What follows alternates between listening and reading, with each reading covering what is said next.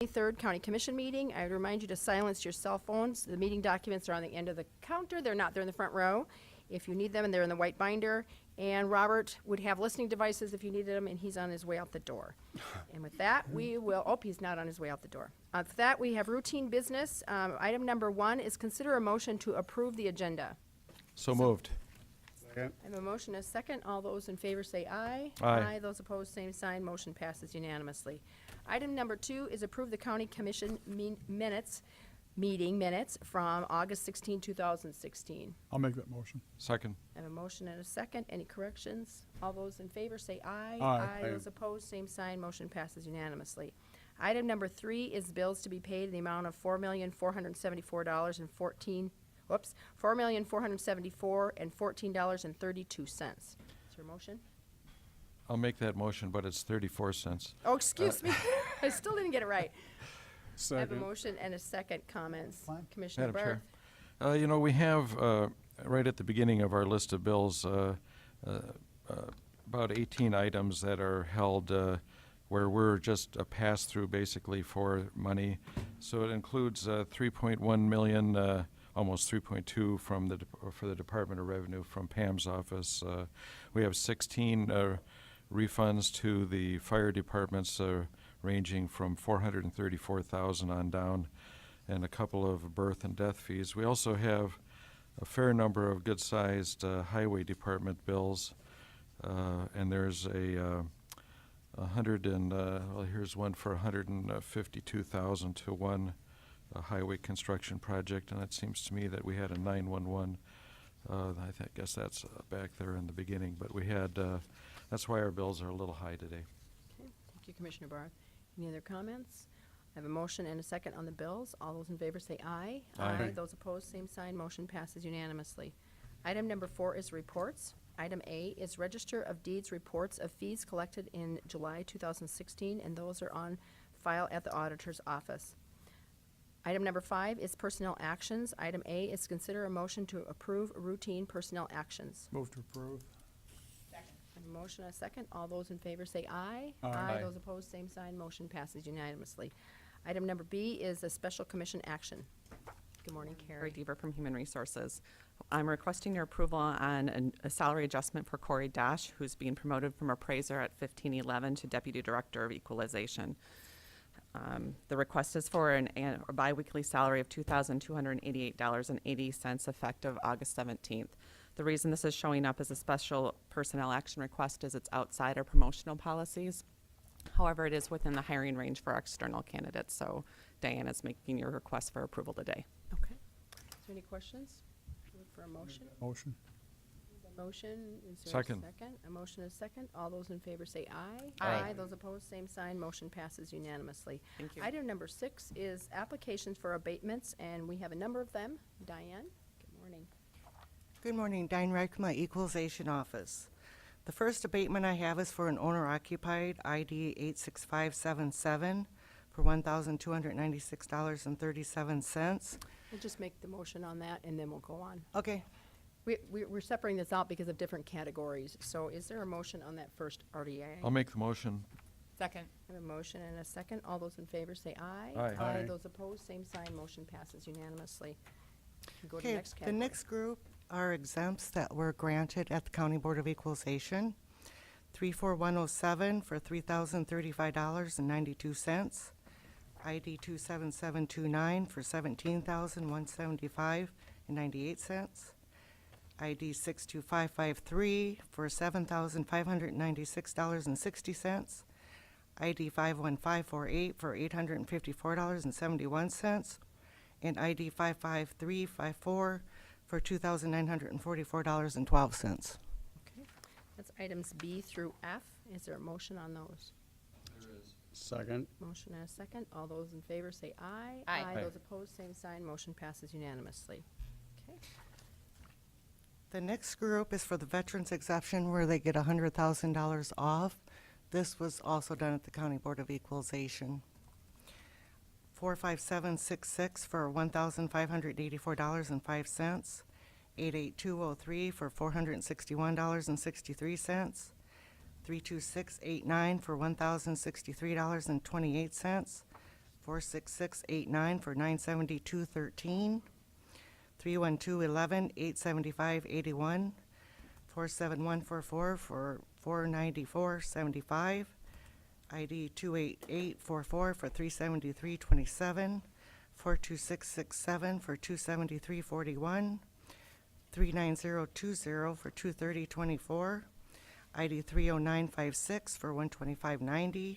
And the last one is 61092 for $1,584.06. Okay, that would be items G through Q. Any questions? Move for approval. Second. And a second, all those in favor say aye. Aye. Those Aye. opposed, same sign. Motion passes unanimously. Thank you, Diane. Thank you. Item number 7 is notice and requests. Item A is authorize the county auditor to publish notice to bidders for 2 SS dump bodies and hydraulic systems for tandem axle trucks. DJ Boothie. Good morning, DJ. Commissioners, DJ Boothie, Highway Superintendent. We have before you today a request, 2 requests. This is only one of the agenda items, but the 2 agenda items are related to one another. This one is for requesting a published notice of bidders to purchase 2 dump bodies for tandem axle trucks or plow trucks. And then the related item will be agenda item number 11, and that's considering a motion to authorize the Highway Department to purchase 2 of the chassis for the matching chassis for these truck bodies. One point of clarification, neither one of these are in our current year's budget. They are in addition to the trucks that we purchased earlier this year, in addition to the trucks that we have budgeted for next year. Last week I talked about the additional the additional money that we had left over from lower bids that we had throughout the course of this year. We have about $1 million left over that was not spent on our construction projects, and we have about 5 trucks right now that are in really poor shape, and so we're trying to catch up and replace a couple extra trucks using the money that we had saved from our construction projects. And so this first approval is for the requesting to do the notice to bidders for the truck bodies, and I can answer any questions that anybody has. Questions? Commissioner Bennigan. DJ, do these meet, excuse me, the purchasing policy that was established and or the repair cost They policies? they meet both the age and the mileage. And they're the purchasing policy. inoperable or? They are operable at this time, but they are being repaired on a regular basis, and we don't operate these trucks as often as others. These are more of backup trucks now because they break down a lot and they're not as reliable. And if you remember during the winter last year, we had a couple breakdowns where we were out of service on certain routes, and the trucks that we would be replacing with these are those trucks. And I guess furthermore, if we don't approve these right now, we do have money budgeted for next year, and these trucks would be the ones that would be purchased for next year. We do have, like I said, 5 trucks that are in need of replacement right now, and so we're hoping to do 2 now, and then 2 more again next year. It takes about 9 to 12 months in order from the process starting today.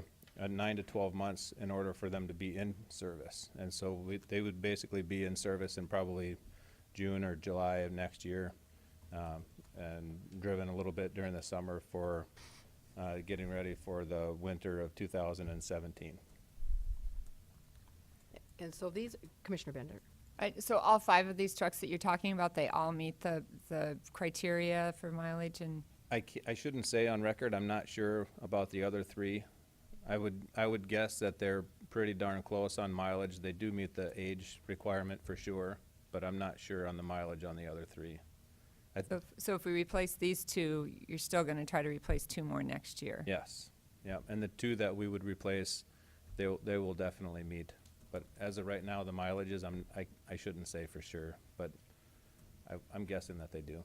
Our mileages usually aren't a problem. Okay. I'm just concerned, there's just question. So these two bodies are related to your next item, and neither of these were bid for this year, were on this year's budget. That's But correct. they are in next year's budget. We have money next year for 2 additional trucks. We don't have money for the ones that we're requesting today. We did have money for the trucks that we purchased already this year.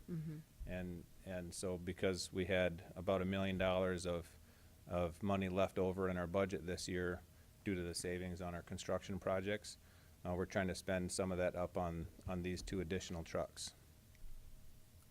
And the total cost for the 2 additional trucks would be somewhere between $400,000 and $440,000, depending on how bids come in.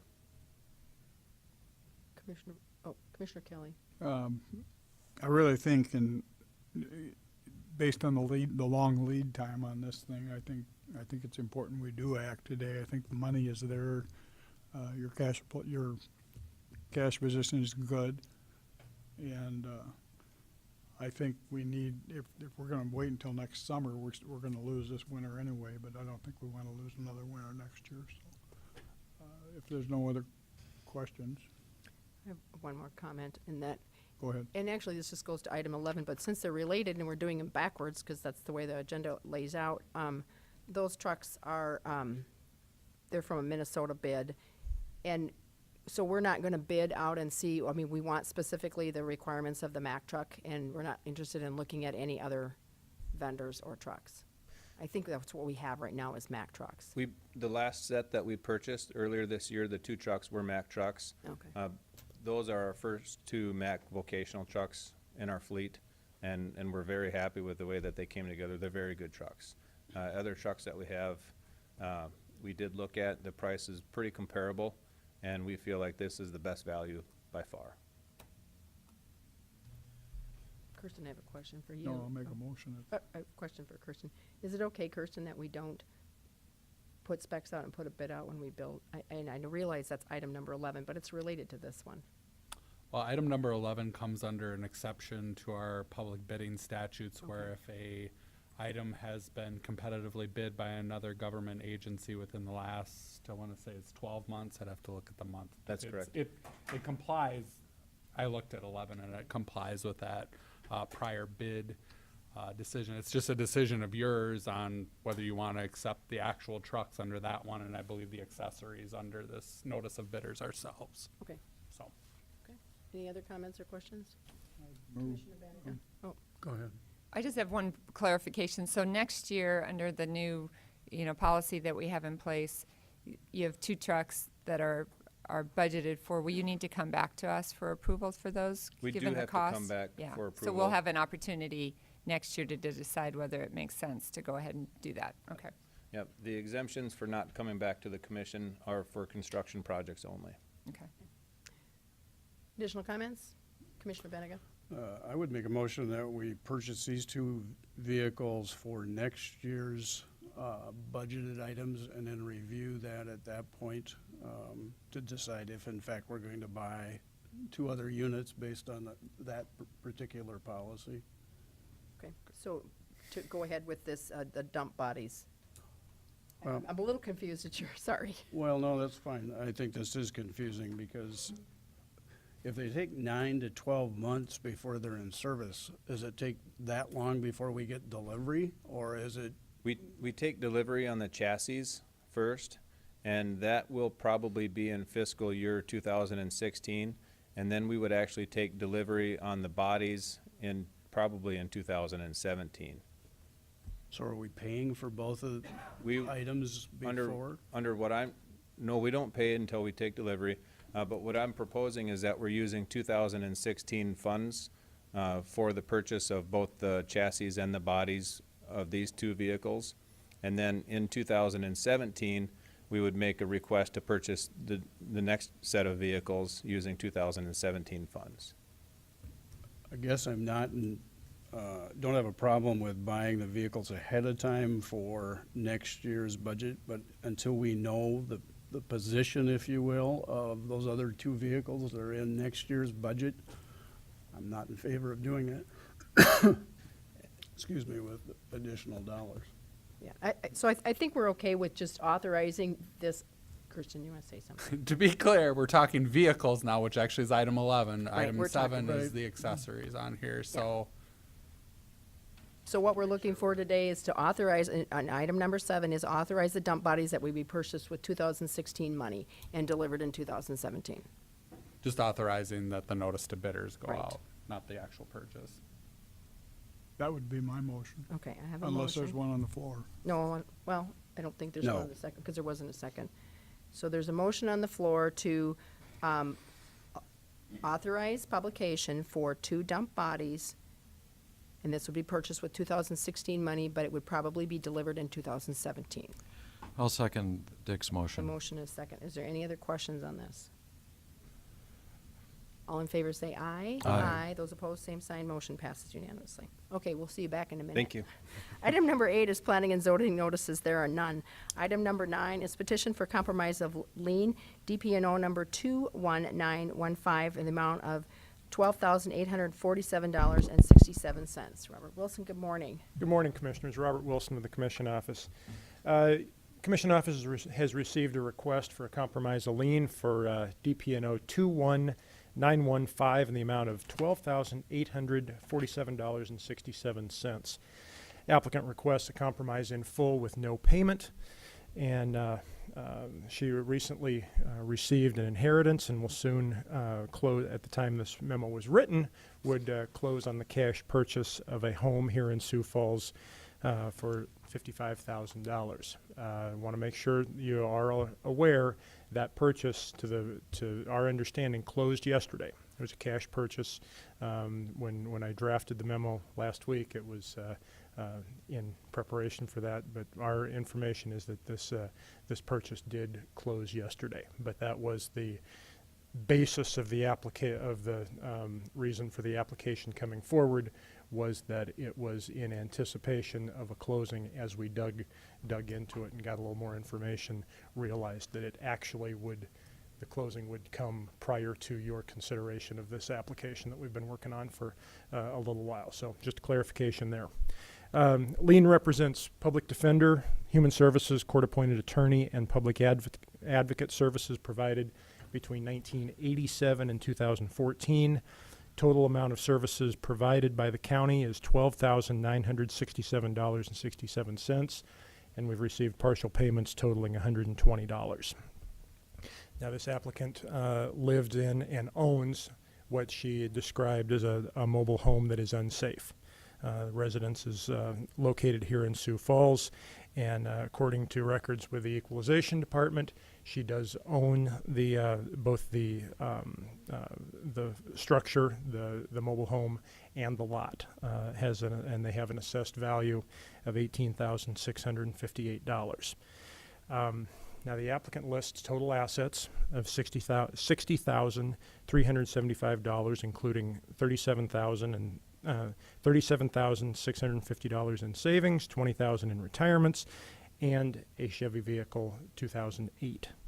Not included on this list of assets was the mobile home or the lot.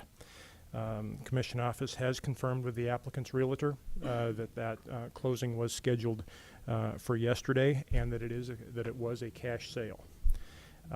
Applicant's sole source of income is Social Security benefit of a net of $771 a month, and she included that Social Security statement as part of your application, as well as several months checking account records, and she lists no liabilities. Again, I present this for your review. It's a little different than one you may typically review, as it is actually coming to you related to a sale, but after the sale has closed. Questions for Robert? Commissioner Benega. I hope I can summarize this correctly, but I'll try to make it brief. So she basically bought a home for cash, and she owes us $12,000, and she wants to settle for the $120 that she's already paid. That is correct. Owes us close to $13,000, $12,847. Robert, or it might be for Kirsten, but does this lien still apply to the trailer house, and then whatever is left over will apply to the new house that she's purchased? So the lien is going to follow whatever purchase or not?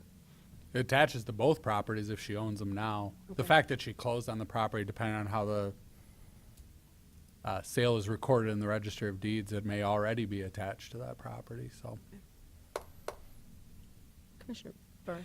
I just would comment that former Commissioner, now Circuit Judge John Peckus is here, and he used to do these liens, and I'm sure it's bringing back fond memories for him.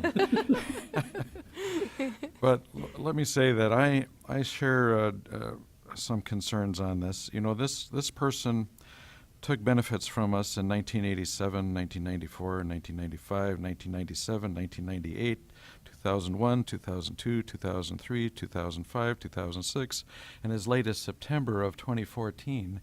And upon coming into a couple of dollars, couldn't remember that she maybe owed us any.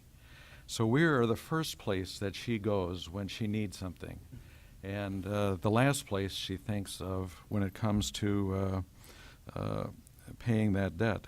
I question whether or not she is has a spouse. I wonder why we don't have an income tax statement. And I got to say, $55,000 is not that much, and it's not a you know, it's going to take maintenance. I just I don't think I can support this at all. I should see if the applicant is here. No, the applicant isn't here, Commissioner Barth. If you wanted to make a motion, I'm sorry. I'll make a motion to deny it.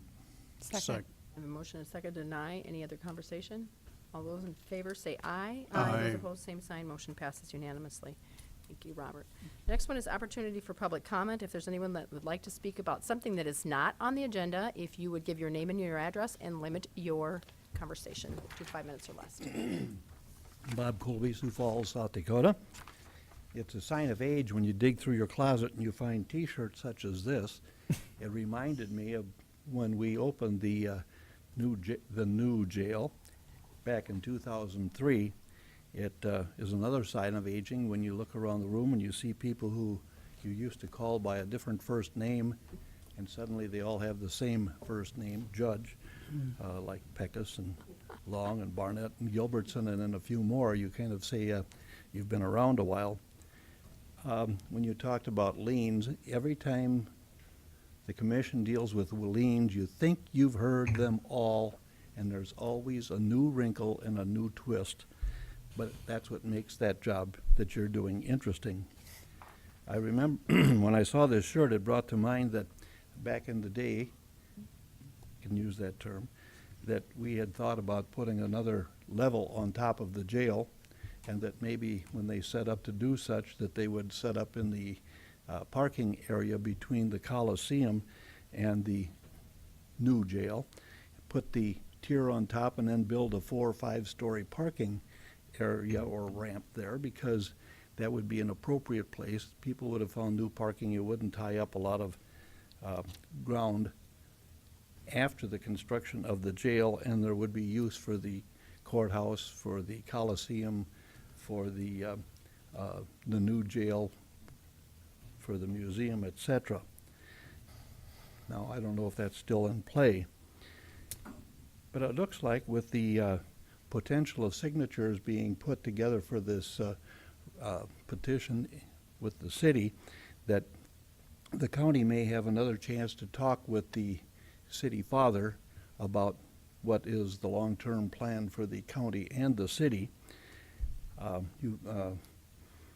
Commissioner Kelly has heard me mention this before. When the city-county people originally met in his establishment, the Black Watch, it continued for a long time. I hope it's still going. Not every meeting turned out to bring some kind of a gem to mind, but one thing that always showed up was the mayor would never show up, so the commission made arrangements with the mayor and the chair of the county commission to meet on a monthly basis.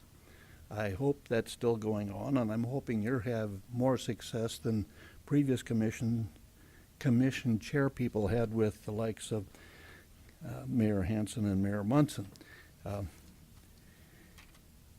The joint government thing is always one of those things that has been a kind of a burr under the saddle, or kind of a something in the craw.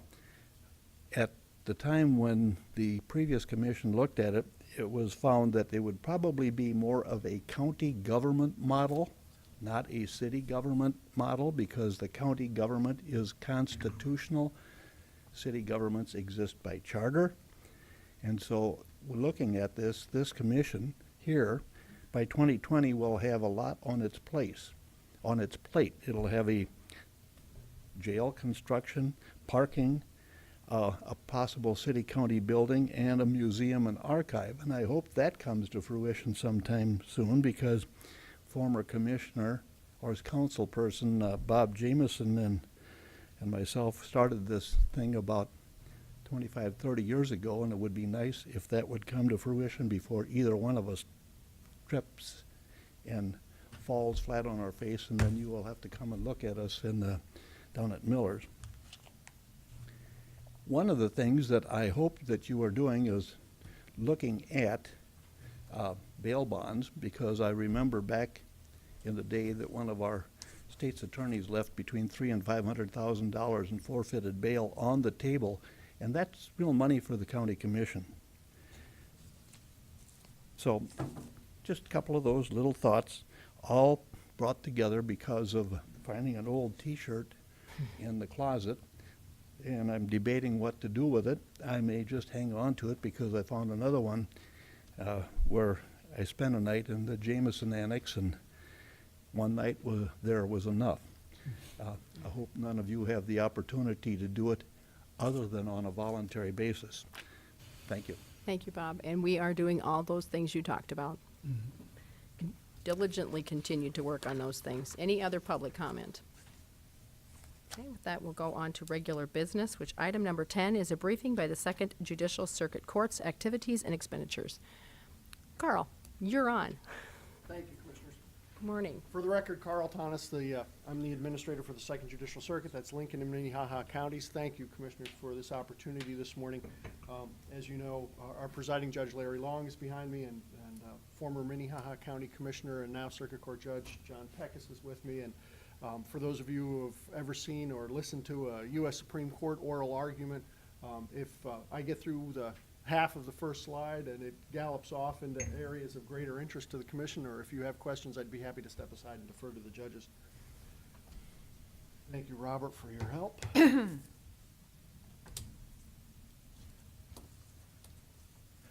The intent of this presentation this morning, I'll try to be very quick, is to give you an overall sense of where the courts are here in this circuit. As you know, we do about a third of the work in the entire state of South Dakota.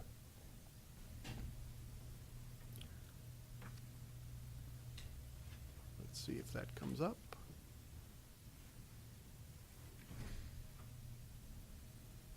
Anything I need to do? I can see it here, Carl, actually, even though it's not up Okay. there. Yeah. Is that even on? Now I Now can't they're see it both off.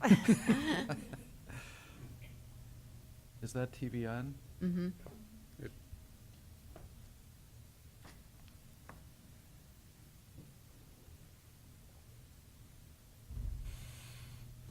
Can you just bring it back to the memo, use that one instead of PowerPoint? Yeah, we do have it through.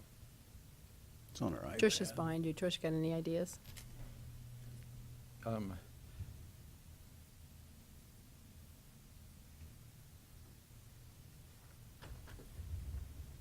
could put our, Here we go. I Just could do do it this. Yeah, that's fine, I can do it this way.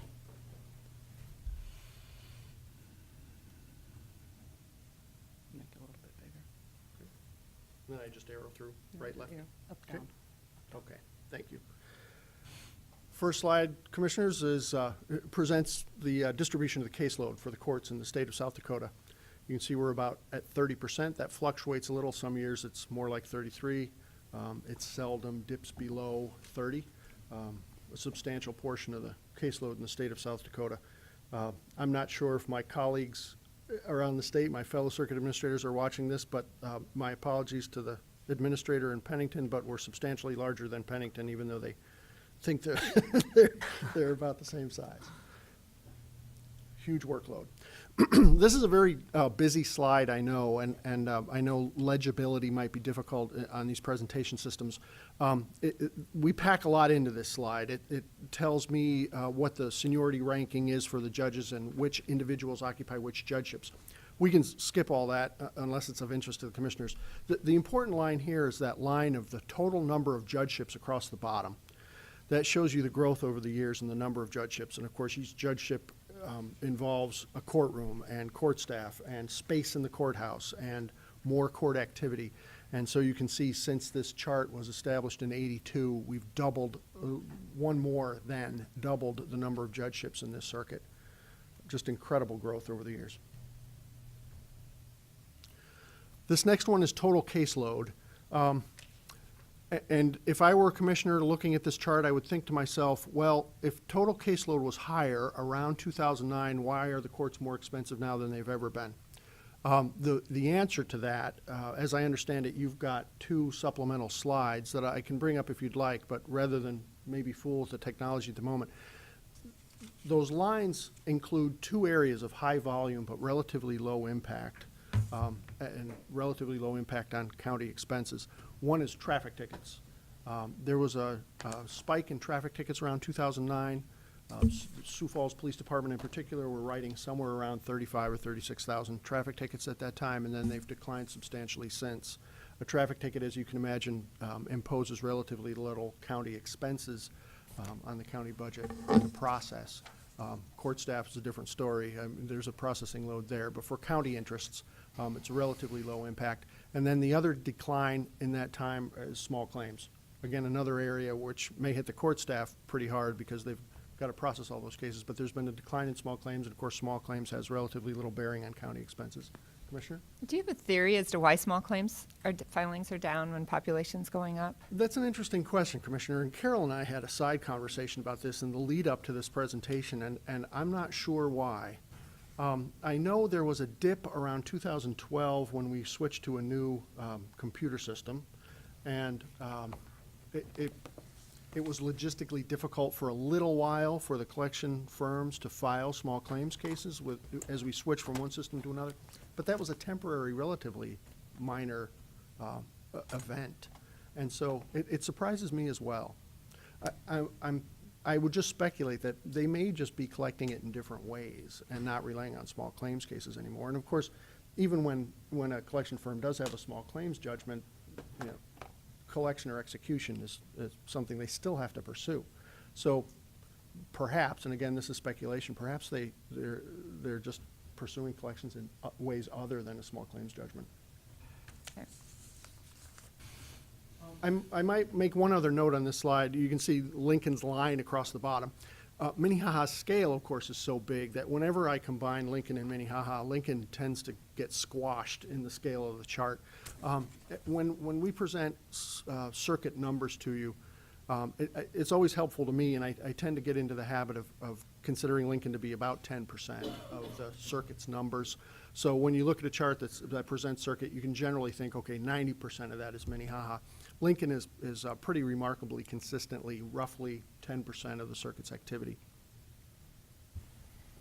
Here's Minnehaha broken out in particular with court caseload. But again, that still combines those small claims and traffic spikes. So you'll look at those lines and think, well, caseload has declined, why are court expenses up? It's because those lines, the relatively blunt measure about court caseload and workload, that chart at least includes total caseload, which includes those traffic tickets and small claims. We'll get to a chart later that breaks out a particular case type, and you can see the countervailing tendencies for certain case types. And here we go, felony case filings. If I were a county commissioner and I wanted to know why the courts are more expensive now than they ever have been, that chart probably illustrates it better than any other we have in this slideshow. Just an incredible increase in felony filings, and as you know, felonies are the most expensive case type, especially since the counties are responsible for the costs of public defense. Carl, does that slide from 2013, that jump like that, does that relate to legislative changes? This may be where I defer to the judges. Do you want to talk about why felonies would trend this way, Judge?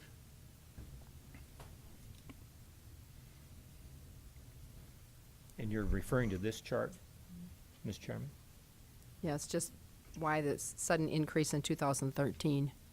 Is it judicial, not judicial, is it legislatively driven to some degree? I realize we have increased population and stuff, so it's obviously already trending up, but there was a huge jump at that point.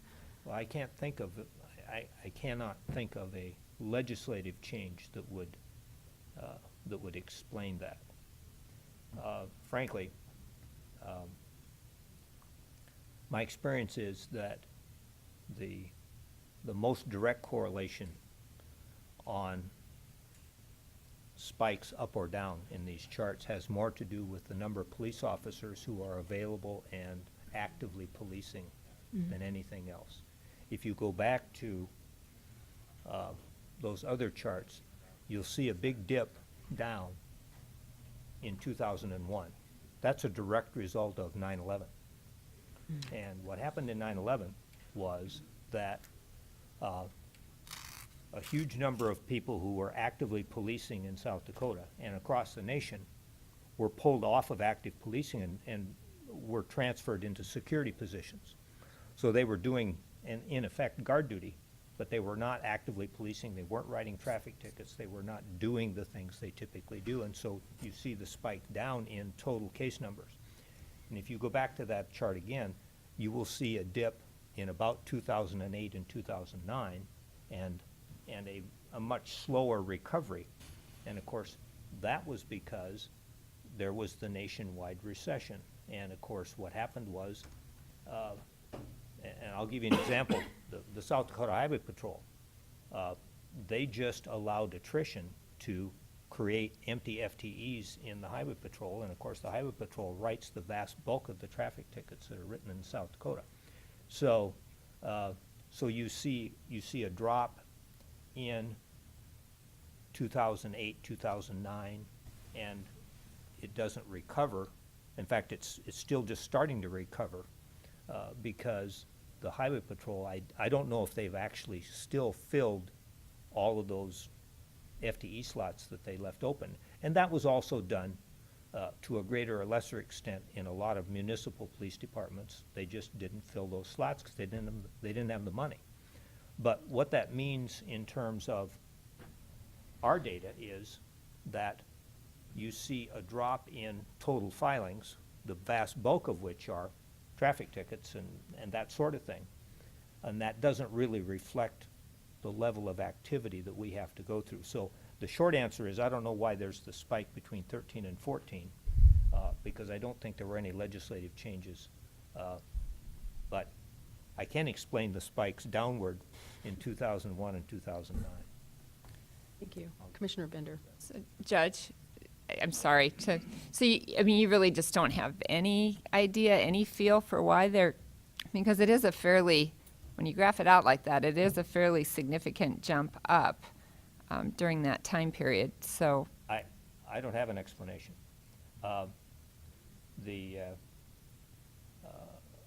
Frankly,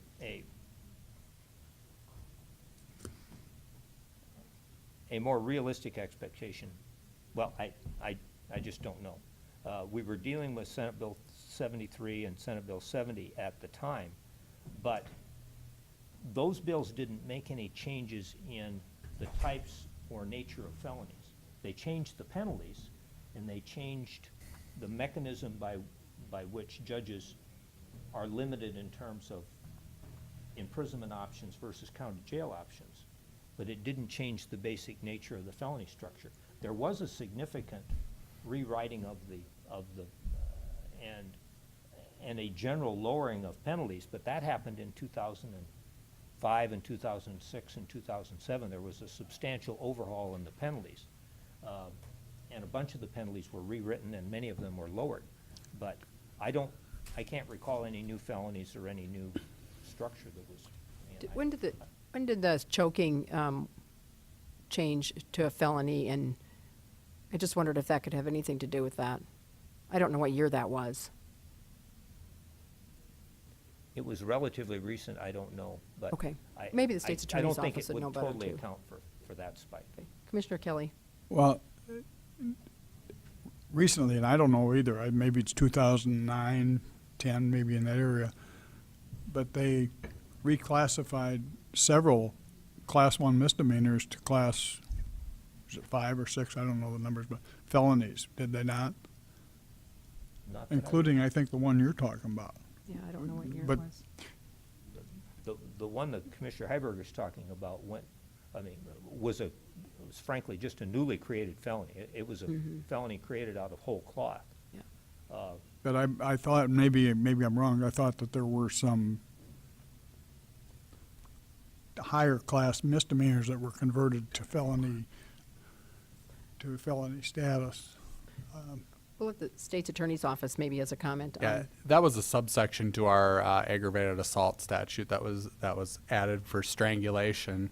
And I believe it was around that time, but if you look at the numbers on your chart down there about the number of felonies in the Minnehaha County jurisdiction, I'd gently suggest that a 700 case increase over 1 year and a 1,000 case increase over 2 years around that time probably is not driven by the number of strangulations charged out. I mean, we could pull how many those are, but no, I mean, that would account for a third of the total felony load. I mean, I just don't think that's a significant driver. I just can't think of a statutory change that would account for that. Okay, thank you, Judge. Judge, can you help me with a definition of the change in ingestion issues? Was that around that time frame? Because I've heard comments about that, but I'm not sure exactly what the time frame was. Well, the ingestion statute has been around since I lived in Bennett County, and I left there in 1990. So that statute has been around a long time. There is a statute that gets a lot of press, and that's a statute which is where South Dakota is in a minority of jurisdictions, and the presence of an active ingredient of a drug in the person's urine or blood is in and of itself sufficient to allow the individual to be convicted of a misdemeanor or a felony, depending upon the nature of the drug that's found. So if you take my blood or my urine, I get stopped on a traffic stop and they find the active ingredient for methamphetamine in my system, then I can be held. I mean, that's sufficient evidence to support a conviction for possession of methamphetamine. That statute has been around for a long time. What happened with that statute in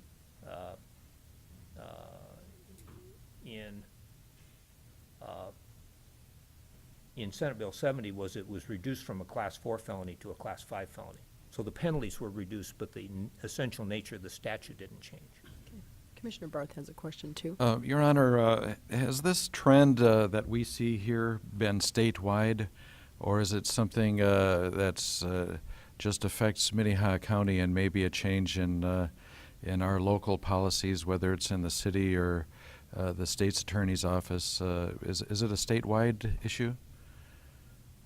The chart that's currently up, Right, with the increase in felonies. Is it just the Second Circuit that's seen this explosion in felony activity? let me check with Carl. Yeah, thank you, Your Honor.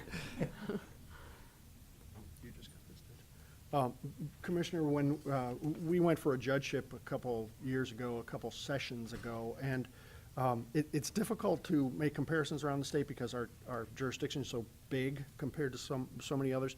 The upper tier jurisdictions, though, Pennington, Aberdeen, Yankton, the courts that are of some size at least, all experienced not quite this magnitude of increase, but the increase was there too. You know, when we first prepared this for going after the judgeships a couple of years ago, I thought to myself, well, perhaps the state's attorney's office here is charging drastically differently lately. But when we looked at Pennington's numbers, there was a similar increase. So it seems to be wider than just Minnehaha. Additional comments? Commissioner Benega.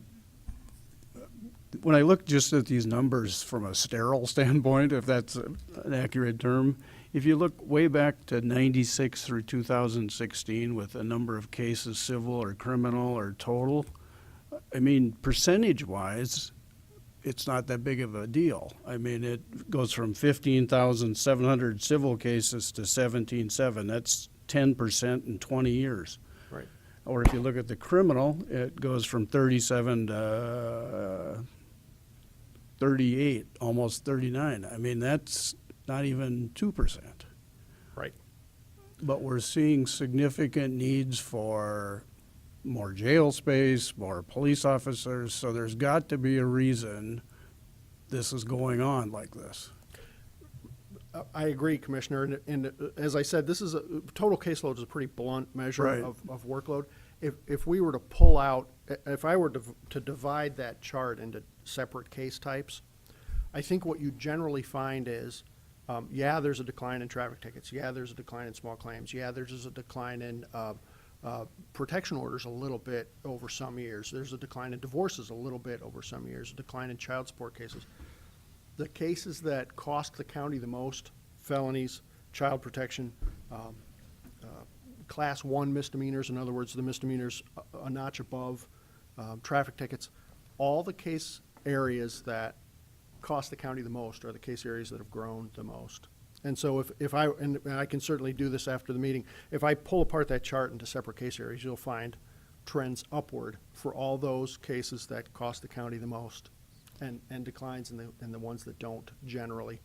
It seems I like. think that would be helpful, I was going actually. to say, since we're facing one of the larger issues construction-wise in the next few months, I think that's important that we have that information, because if we're making assumptions that we shouldn't make until we see the black and white numbers. Yep, we'll get that to you. Commissioner Barth. Thank you, Madam Chair. And let me first say that I really appreciate you guys coming in today. But so my question is, on an anecdotal basis, folks I know in law enforcement are telling me that the catch and release plan that Senate Bill 70 has brought to us is not working, and that people released on burglary today are arrested for burglary tomorrow and the next day and the next day. And, you know, it's in effect, we're letting more people committing those crimes go back to work instead of holding them. Is there any indication that that's the case? I defer to the judge in a second, Commissioner, but I can tell you, and he shared this with the media, and so I think I'm free to talk about it. Judge Zell will tell you a story where he released the same defendant 3 times over a weekend as a result of nuisance arrests. And so there is some degree of churning involved, but at that point, perhaps either judge, do you want to talk about the implications or results of SB 70 and the arrest patterns? Well, the Senate Bill 70, Senate Bill 70 was the basic focus of Senate Bill 70 was to, in my judgment, change or encourage judges to utilize county jail bed space more often than was commonly done when the judges have an option between county jail bed space and DOC bed space. And let me give you an example. When I was in Bennett County, and Bennett County is frankly very typical of the vast number of counties in South Dakota. If an individual got convicted of a felony, that individual, if he was going to do time, went to the Department of Corrections. He went to the state prison, he or she. It had long been, when I got here as a circuit judge, and I started out in the criminal rotation, it was clear to me that it was a very common practice here for the judges to, particularly for Class 5 and Class 6 felonies, to utilize the county jail at least as often as they utilized DOC. And so that was a difference that was obvious to me and perhaps less obvious to the people who'd grown up in this environment. Now, there's been a lot of criticism of Senate Bill 70, and I have some observations about that too. I think that Senate Bill 70 will have less immediate impact on DOC, and has had less immediate impact on DOC than was hoped for by the designers of the bill. And the reason I say that is because Minnehaha and Pennington County, I'm sure, account for about 50% of all of the occupants of the Department of Corrections. We send lots of people to Penn, and Pennington County sends a lot of people to the Penn. But the practice in Pennington County, I'm led to believe, was very similar to Minnehaha County, and that is the judges in Pennington County utilized the county jail to a much greater extent than judges in the more rural counties. So if the people who were designing Senate Bill 70 thought that they were going to create decreases in the DOC population based upon the people coming out of Minnehaha County and the people coming out of Pennington County, those predictions are going to be, in my judgment, less than they had hoped for, because the Pennington County judges and the Minnehaha County judges were doing largely what the Senate Bill 70 designers had hoped they would do, and they were already doing it. And so what increases, so I don't think there were a lot of judges who basically changed their habits in Minnehaha or Pennington County, because they were largely already doing what Senate Bill 70 was designed to encourage them to do. Now, frankly, whether Senate Bill 70 ultimately accomplishes all of their goals, it'll be 5 or 6 years beyond now before anybody can really run the data in a realistic way, and we'll have the data to run to figure that out. Back to the question about individuals being released on bond, of course, that Senate Bill 70 really didn't address that issue. That issue is a local jail issue, and of course, we have a committee that's working on that now, and we're working with the Arnold Foundation to try to develop a more, what's the word I want? A more consistent practice in terms of setting bond conditions. And it's hoped that the utilization of the Arnold Foundation and their expertise will allow us to get more people out of jail pre-trial or pre-disposition than we do now. And whether you build a new jail or whether you don't build a new jail, that's a goal worth pursuing. But there will be a level of frustration by law enforcement that someone they arrested on Friday is out on Saturday. There isn't any question about that, and that will never change. But what we do try to do is, for people who would benefit from staying sober, we put them in the 24/7 program. For people who would benefit from staying free of drugs, we put them in the drug component of the 24/7 program. So we try, consistent with public safety, to get as many people out of jail who we think can be safely released as we can, which I think is the only responsible thing we can do.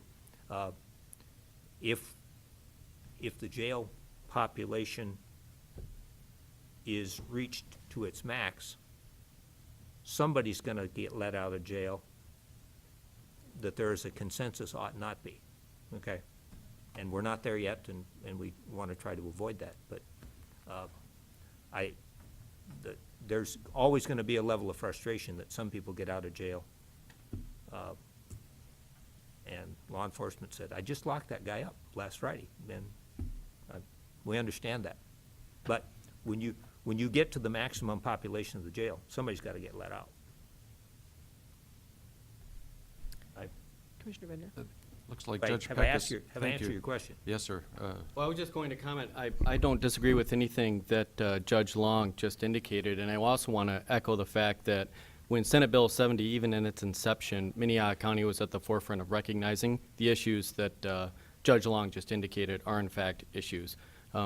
This commission was somewhat of a soothsayer when it came to that particular legislation. I think that there is a point that needs to be made that we are your partners in local government, and we understand that. And just as Judge Long indicated, if you increase the number of police, you're going to have an increase in the number of tickets and product that we're going to have to work over at the courthouse. And I think it's important to remember that it takes the city, the county, and the unified judicial system to work together to resolve some of these issues. And I have to tell you that I'm really impressed with the work you guys have done in the budget process. I've been following it. I'm sure Carl would also tell you that I'm one of the judges that asked to see the budget and get informed on that.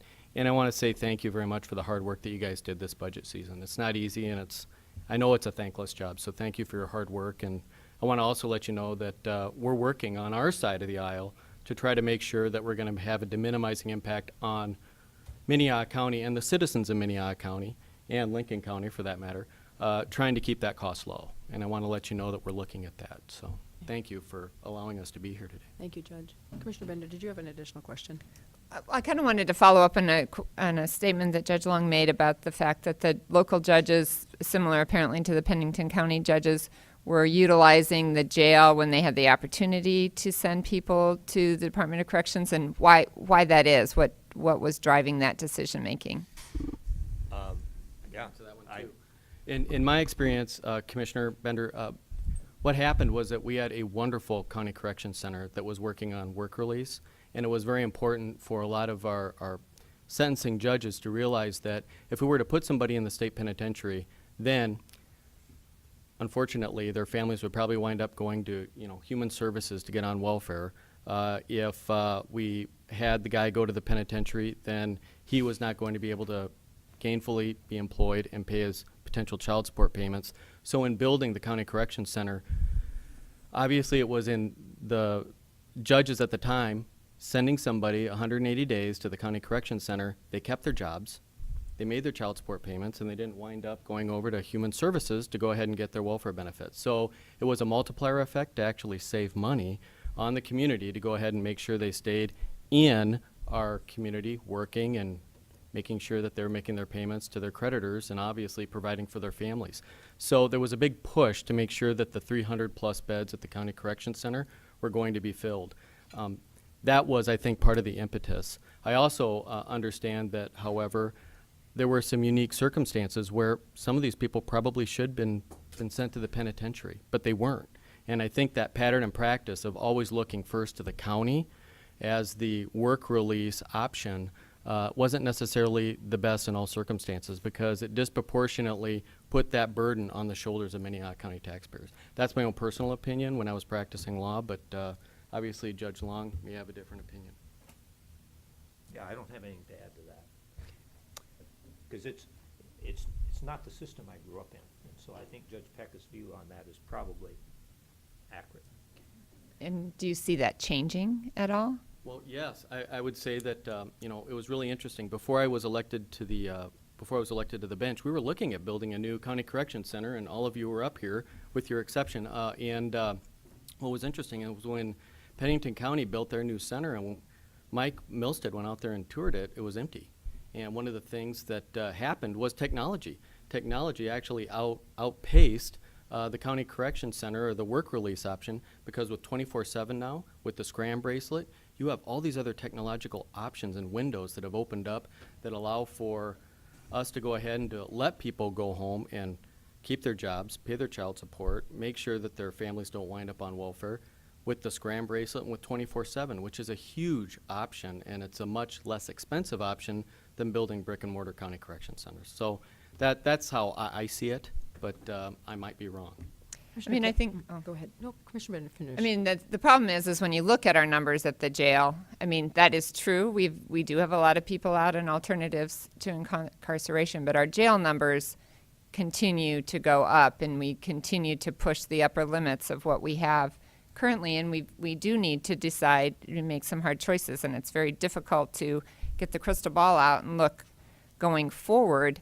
And so I'm looking to you to see if you have if you see some major change coming down the pike that's gonna affect what we are seeing. And I have to agree with Judge Long. The risk assessment instrument that I think that the Arnold Foundation is going to be able to craft and put together is going to be an incredible shot into the system to go ahead and really look at whether or not a person needs to go and be lodged, for example, in our county jail. The risk assessment instrument obviously would be something where we can take a look at this individual. Do they meet the parameters? And if so, can we go ahead and just put this person on an OR bond or whatever it needs to be back out into society? And there's a huge discrepancy across the country as to how we approach bond, and I think the opportunities that are going to be presented with that risk assessment instrument, which we talked about, obviously will lead us to having options that right now we don't have right now. For example, if you get a ticket in Minnehaha County on a DUI,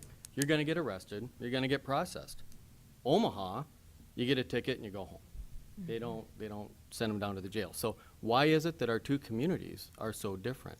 Well, amazingly, when we were talking to the Arnold Foundation, one of the things that came up was that they utilize a risk assessment instrument and a database that goes across the country, where they look at all similar type of circumstances to determine what is the appropriate type of bond when they look at the history, the type of criminal activity, the person, what their age is. They take all those factors into consideration when they look at that risk assessment instrument. We don't use that right now. So maybe it's important for us to get our hands wrapped around that particular instrument, and I think that will infuse a lot of change in this community if we can get all the players to buy into it. Okay. Commissioner, can we let Am I Commissioner wrong? Kelly has a question. Commissioner Kelly. I I guess I think get, Larry would also like to Make a opine on comment. that a little bit. go ahead. Let me put some perspective on this, though. There's one more thing in play here, and that is the Second Circuit is, as you all know, is a dynamic, growing community and has been dynamic and growing for some time. And so if, for example, we implement the tool from the Arnold Foundation, and if it gives us 20%, 30% over an immediate, if we get an immediate 20 or 30% reduction in a jail population,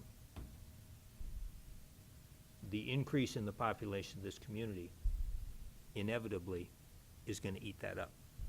And so, is it a magic bullet? The answer is, I don't think so. Will it solve a problem that is here now, and will it solve it for several years to come? I think that's quite possible. But sooner or later, this community is going to be 20% larger than it is, or 30% larger than it is, or 40% larger than it is. I mean, out where I live, they're throwing up apartment buildings as fast as they can, and they're fully occupied before the paint's dry. And I don't see any reason that's not going to continue.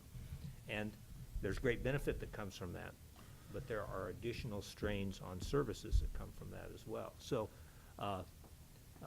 we are looking forward to working with the Arnold Foundation to see what reality is going to be when those tools are implemented. But I don't think that anybody believes that that's going to solve all of the jail problems forever. That's just not going to happen. Commissioner Kelly, did you have an additional question? Yeah,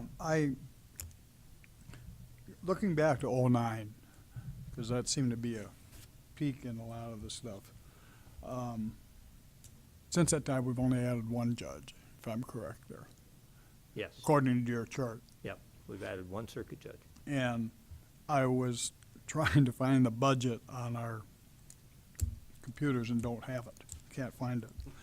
But overall, there wasn't, if you adjust for the traffic tickets and whatever the other one was, we still got a net reduction in cases of about 3,000 over that period. I know 24/7 in that period has probably gone up by 50%. I think there were somewhere around 450, 500, and this, I'm speaking from memory, so John, maybe you can help me, but, you know, we're at about 450 to 500, now we're somewhere in the vicinity of 750 people on 24/7. Now, I know that doesn't have anything to do with cases, that's probably more affected with jail cells, but, I guess I'm just, you know, how our growth, it'd be interesting to look at how our growth factor for the community and the rate, you know, since '09, and I have no idea what it's been.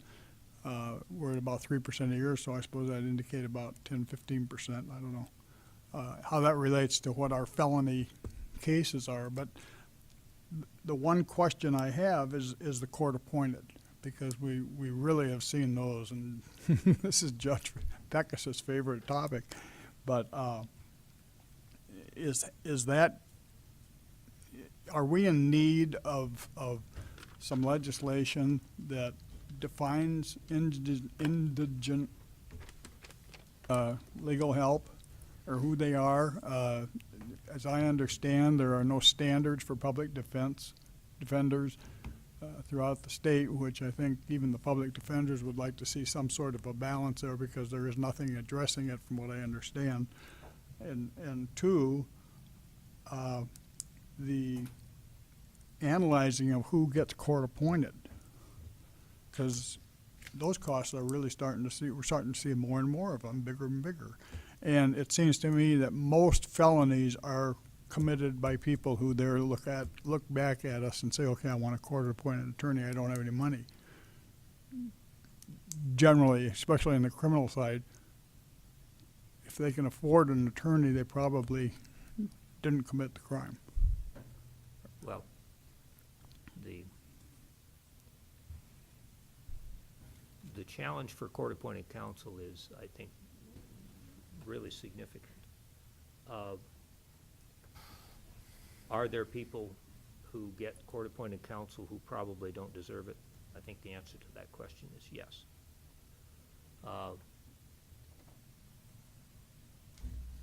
The real challenge is to figure out how significant that is. In other words, is it 1% of the people who get court-appointed counsel who are not entitled, or is it 5%, or is it 10%? Or,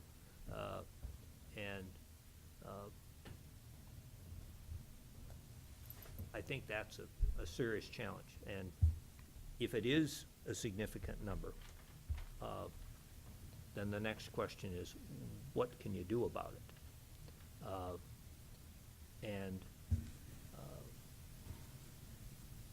And I can tell you that I have spent a little time, not nearly as much as I should, trying to figure that out. I have in the basement of my house copies of all of the court-appointed counsel applications for an entire calendar year that I have.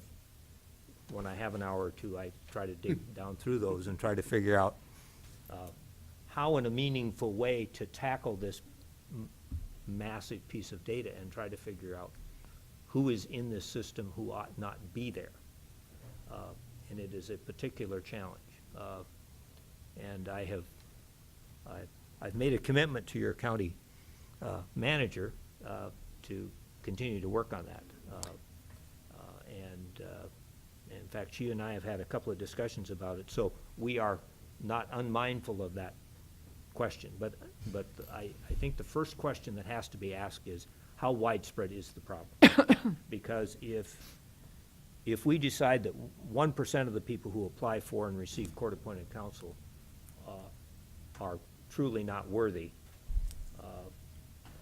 then how much time and effort do you want to invest in trying to solve that 1% problem? If it's more like 10%, then I mean, the larger that percentage gets, the more probably significant a person ought to spend time on it and try to figure out how to solve that problem. If I may. I thought we were doing that process, and then it kind of stagnated because the judges really didn't buy in. Am I correct there that they really didn't want to be told? Well, telling other judges what to do and how to do it is tricky business. But it's our money they're spending. I understand, but I think I can speak for all of the judges when I say the first question we have to sort out is how widespread the problem is, and I've committed to help do that, and all I can tell you is we haven't completed that process yet. I'll give But you a we're little. working on it. I'll give you a little help, because we just had a Board of Directors meeting for the State Association of County Commissions, and the UJS came and spoke, and they are actually working on indigent guidelines. Oh, good. So somebody there to help, and I directed them towards Minnehaha County, because I said we have looked at it, or at least started some of the process. So hopefully they will continue to dig in on it. So. Additional questions? Otherwise, we'll maybe move on to the next slide, or give Carl an opportunity to. Let's bring Carl back. Okay. At this rate, we're going to be here till 3 o'clock in the afternoon. So. Thank you, Commissioner. I'm very conscious of time, so we'll try to move this pretty quickly. The next slide is the number of jury trials. And we present this one because, again, it's an area that, in addition to just raw case filings, it's an area where it costs the county money, because the counties are responsible for all jury service fees, and you feed the jurors while we hold them hostage during deliberations. And so you can see trials are trending back up. If I were in your seats, I'd wonder what's with the spike a couple of years ago. A couple of years ago, we assigned 3 new judges to the criminal calendar. Happened to be Judge Howman, Judge Sabers, and Judge Cutler at the time, and they changed the way they approached the trial stacks. In other words, at any given time, we had about 120 cases that said, yeah, we're ready to go for trial, we want a trial now. Well, of course, we can't conduct 120 trials all at once, and so they stay in a queue or a stack. They attacked those stacks pretty heavily. It caused a temporary spike in the number of jury trials we conducted, and then once the stacks reduced in size, the trials jumped back down, and now they're trending back up.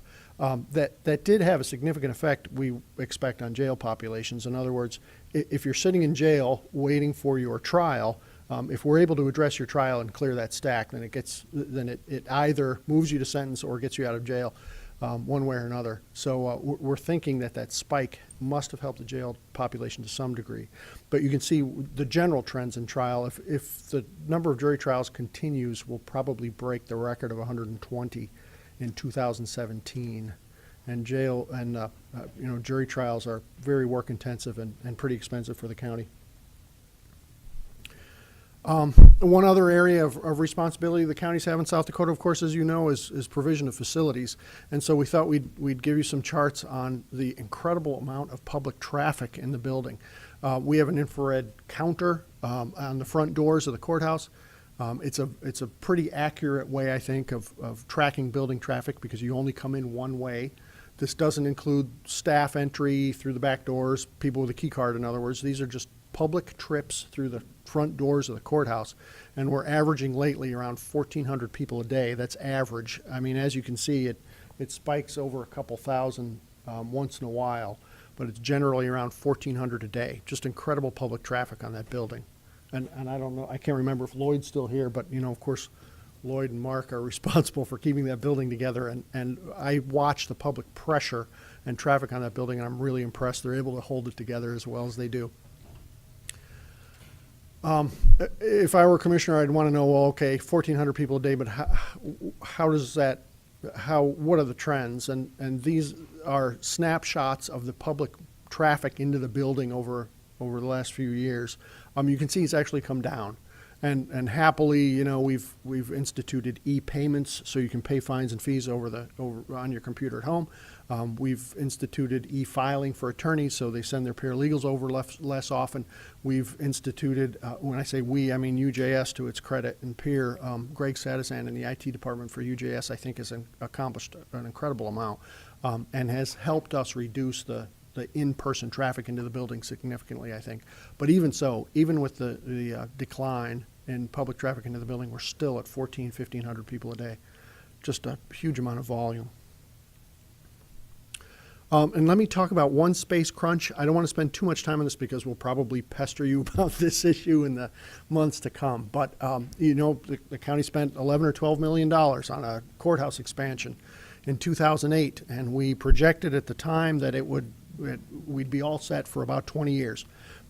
There's one area where 8 years later, we're not all set any longer, and that's in probation because of the staffing increases in probation. And as that slide mentions, in our estimation, it's SB 70, it's drug court, it's DUI court, and it's support staff for those projects and programs. And so because of all those initiatives, the staffing in court services and probation, in other words, has increased 40% since that expansion in '08. And so I think we're still in really good shape. It's still the flagship, greatest courthouse in the state, in my opinion. But we've got that one pinch in probation. I'm not quite sure how to solve it. Judge Long and I have talked about it extensively. Certainly, we can't do another major expansion in the courthouse. We've got to solve it somehow. I don't know how. We hope to discuss that with you in the months and perhaps the year to come. But that's the one crunch in that otherwise very well-designed building. Expenses, dollars. As you know, these are the issues that the counties are responsible for: facilities, psychological commitments, indigent defense costs, witness fees, and court interpreters. And then most court interpreters, although not all. And then the state UJS budget pays for all staff salaries, all office furniture and staff areas, that sort of thing. So this just gives you and hopefully the public who's watching this presentation some idea of what hits the counties and what's actually covered by the state. And then here's a really tough slide, and I know it doesn't come as a surprise to you. You remember the supplement last year. Our budgets over the last few years have been $1.184 million. We project a need for a supplement so far this month of $681,000 by the end of the year. And of course, as you know, you've already issued a provisional budget of 1.7 for 2017. So we certainly appreciate the county's recognition and support and recognizing that the costs are escalating, but it's a very frustrating area. Commissioner Heiberger? Yeah, Commissioner Bender, excuse me. Carl, can you just spend some time trying to explain to us, where those cost overruns come from and what can we do? What are you looking at to try to bring those costs back under control? Sure. For all the years I've been here and prior, I've got a history file packed with news media articles from the late 90s and early 2000s. The cost overruns are always court-appointed attorneys. With the increase in felony filings, you can see why. If the public defender or the public advocate were to conflict out, it goes to a private court-appointed attorney. Those cost overruns and those escalations are almost entirely court-appointed attorneys. Now, I think, for example, the county's recent contract with East River Legal Services on abuse and neglect cases, of course, that's a relatively small piece of the court's overall caseload. We're talking less than a couple hundred cases a year. But I think that's an example of an option the counties have to try to control costs. At some point, increasing population and increasing caseloads are going to drive up costs no matter how carefully they're managed. But I think approaches like that contract are one way to perhaps try to manage those costs. Now, it would be a big thing. When I say big, I mean a complex thing for the county to contract for conflict appointments in criminal cases. But counties do. Lincoln County does currently. They sign a contract for their public defense. That's a way to at least avoid huge cost overruns if the county comes to a fixed amount contract with a law firm, for example, to take those conflict cases. I think that's one approach a county could take. Carl, is there some way that we could get 100% compliance by using our public defender, public advocate before they have court-appointed attorneys? I'm not sure I understand the question, Commissioner, when you say Occasionally, we compliance. hear that court-appointed attorneys are assigned to cases before all avenues have been exhausted by what we have available. I don't have anything to back that up. I'm just wondering if it's true, is there any way to get 100% compliance that we use what we have available first before people are taken outside to a court-appointed attorney? If I understand. Maybe that's a conversation for another day. Well, frankly, as I get I watch the budget summaries every month, and I can see where the cost overruns are going to be, and you can too, and the bills come in, and I don't want to say I necessarily feel powerless, but I just watch the cost overrun and feel that there's, other than coming to a very complex contract that would require a lot of analysis. I mean, you remember how much time you spent just on the A&N contract, abuse and neglect. I feel like we've got precious little influence over in controlling those overruns. In this county, the public defender and public advocate conflict out of cases just by declaration. In other words, they file a motion or a notice that they must conflict out. I don't know what analysis they use to determine that. Judge, do you maybe want to address this one? It's an area that's really complex because it's perhaps more legal than it is administrative, because they make that legal determination about grounds for a conflict. I mean, it appears to me, as some of the commissioners have noticed, the conflicts are happening more often than the growth in caseload would seem to indicate. I don't know if that's an area we can take a look at to address that issue of, okay, when do cases conflict out? When do they go to conflict counsel? But Commissioner perhaps that's one of Heiberger, those- can I just ask, like, a point of clarification here? What we're really talking about is a situation where we get reported anecdotally that judges independent of people coming in and declaring a conflict are deciding that they would like to appoint outside counsel even though there is not a conflict. That either the public advocate or the public defender's office would be available, but a judge is choosing to appoint outside counsel despite the fact of the availability and the fact that there is not a conflict. Boy, from my perspective, Commissioner, I am not aware of a single case where a judge just does it because they want to. In other words, there's always some justification or grounds or situation that triggers it, rather than just judge preference. But perhaps Judge Long can address that one. Maybe it's something we should look at. I mean, because we hear that anecdotally, I don't know if I want to say frequently, but we do. And so maybe we just need to make sure we have our facts straight so we're not pointing fingers where shouldn't be fingers pointed. Yeah, Carl isn't going to stand here and say it's never happened, and I'm certainly not going to either. But I don't know that either you or I have ever looked at that or been asked to look at it. Yeah. We can.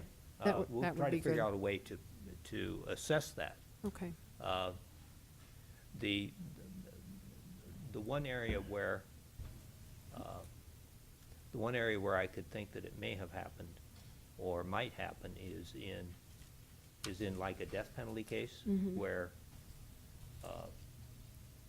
you end up, but typically even then, either the public defender's office or the public advocate's office is mixed up, and the judge will appoint additional counsel,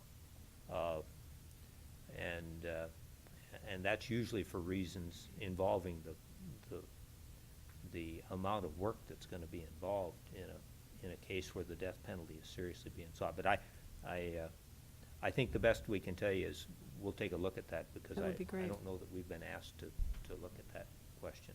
But with reference to the conflicts, the public defender's office has a set of rules that all lawyers essentially work from, and as does the public advocate.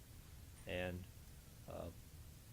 we don't, I don't know that any judge has ever questioned it, and in the absence of some good reason to, I don't plan on it. And mine frankly. I was actually asking exactly what Commissioner Bender clarified, so. Yeah, Could I ask one just follow-up question? I'm just curious, is there any internal policy that requires judges to go through that process and appoint the public defender, the public advocate, if there is not a conflict before they go to outside counsel? there's no written policy. Madam Chair? Commissioner Bryan? The routine, Commissioner. In other words, I've heard the same thing that, Okay. from time to time, you'll hear things Yeah. like, oh, judges dish out cases to the attorneys they like. in my experience, that simply does not happen. And that's not a defensive reaction necessarily on behalf of the court. It's, you know, it's just a factual matter. I'm not aware of any judge just assigning a conflict appointment just because they want to.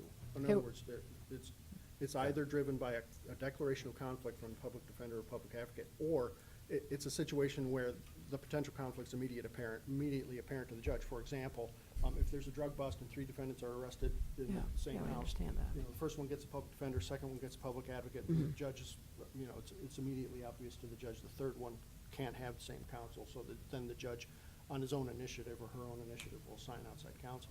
But I'm not aware of any scenarios where judges just do it because they want to. It would be good, it would be good to put this to bed if we could, so some Well, information would be We'll great. take a look at this. I can give you, as I think about it, I can give you a couple of examples where I was involved with one particular defendant, and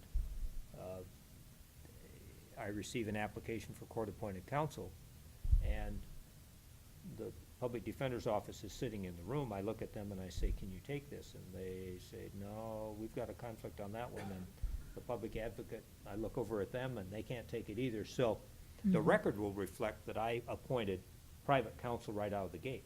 Yeah. Now, there wasn't an official, I mean, I could go through a process of appointing the PD's office and having them transfer it to the public advocate's office, and then it would come back to me, and then there would be a paper trail. But We don't need I- that, too. I do not, I predict that we will find that that happens with relative infrequency. Okay. But we'll do our best to try to figure it out and answer that question for you. Commissioner Barth had a follow-up question? Judge and Carl, you know, some solo practitioners of law, so to speak, in the area have complained to me that certain attorneys get all the outside appointments, and that it appears that, you know, some judges prefer certain firms or certain attorneys. And, you know, I guess I would encourage you to make sure that we spread it around. Okay. Commissioner Bender? Not to beat a dead horse, but I'm curious, is it possible for a policy to be implemented that requires judges to, even if it's not, the paper trail's not created necessarily, but at least that there's a written understanding that that's the process that is followed, that you don't appoint outside counsel until you have exhausted the other options? Is that even possible? I don't know, to be honest with you. I agree with your answer. Okay. We can further look into that after we Take a get look some at it. numbers to see if We'll take it's a look at actually it. occurring, That's so. right. Carl, did you want to go on to the next one? Here's one other area, and I think this may be one of the last or next to last slides. Here's one other area that costs the county money. And there's been a huge increase in interpreter activity over the last few years. In just the last year, we've gone from 6 to 7 interpreter appointments a day on average to 11 per day on average. Just an incredible increase in interpreter activity. And I note in this slide, and when I do presentations on this area, I usually make this reference because it's so startling to me, is that per capita for this, or proportional to the size of our caseload, we have a higher interpreter demand than Minneapolis, with its significant immigrant population. And so it's an area that it's not $1 million in itself. It's not a huge amount of money, but it's a significant cost to the county, about $130, $60 average cost per case for an interpreter appointment. I would just note that the state, the UJS budget, pays for interpreter appointments, any interpreter appointments involving probation. So we cover about 30 or 40,000 a year. So the state covers a portion of it, but the county still bears the majority of that expense. And as you can see, the language array is pretty incredible. About 40 languages requested each year. Commissioner Bender? I'm sorry, I'm very inquisitive this morning. I'm curious if you have any theories why, I mean, it's a very interesting statistic that you give us about the comparison to Hennepin County. Any thoughts on why that is? Well, I know, and I know this is a highly politically sensitive area, but from my administrative point of view, just factually and objectively speaking, as the commissioners probably know, the State Department or the Immigration Service designates certain cities and certain areas for immigrant location and refugee location. And Sioux Falls has certainly been one of those cities. And as I said, I know that's a highly politically sensitive area, but just from my factual administrative perspective, those sort of placements do create a heavy burden on some counties and on government services, as Hennepin County knows so well. We've gotten similar placements proportional to the size of the city, and it certainly does create a cost increase for the county. Additional questions, Commissioner Pendergast? You've got a plethora of information, which frankly is extremely important in our decision-making process of what directions we're going with capital costs. When you're talking, I got lots of questions about, do you have information about how many people are put on bond but can't make those cash bonds or whatever? Do you keep that kind of detail information or not? We could extract that, Commissioner. In other words, we could pull a criminal case and then compare it to the jail population or the jail's booking system and figure out whether the defendant got out. I would imagine, though, if the commissioners are interested in that sort of information, not to just deflect it, we could get it for you if we wanted to. But I'm thinking that the sheriff and the jail might be much faster at it and might have an easier time of it to just pull up a jail inmate and we can tell you what the bond was. Because they track their population every day. Right. And they know what conditions each one of those inmates are on. And so they might just be a lot faster and more efficient at it. I've read that information frequently, and there's always a spike, obviously, on weekends that are released on Monday. There might be an opportunity for us to talk about that in more detail, but more importantly, if there's the ability to get some legislative help or, frankly, personnel help to help with some of that workload. Obviously, that's a state cost versus a county cost, but I think those conversations have to be had. And the information that you provide or that you can obtain, I think would be extremely important. The other thing that has always driven me a little bit crazy about Senate Bill 70, and when this was put into place, there was some conversations and a process that if counties had X amount of growth, that they would receive some additional support. You have huge numbers, showing huge numbers, but the state says, no, those numbers aren't big enough. We don't award you any more funding because you don't meet the criteria. Those kinds of things are difficult to balance in my listening, if you will, to everybody's opinion about what some of the problems are. And then my last question, if I might, when will the Arnold Foundation be done with their assessment process? What, do you happen to know, Judge? I've lost track. I think Carol has a comment there. I'd rather get it from the judge. He's got a whole basement full of information. We don't get to ask judges questions too often. We haven't even finalized the process Yeah, there. yeah, We we haven't even been awarded for sure. Yeah, Oh, yeah, well, we're still in that process. it might be a while. I'm going to defer to your counsel just a little bit here, Mr. Yeah. Kapmeyer.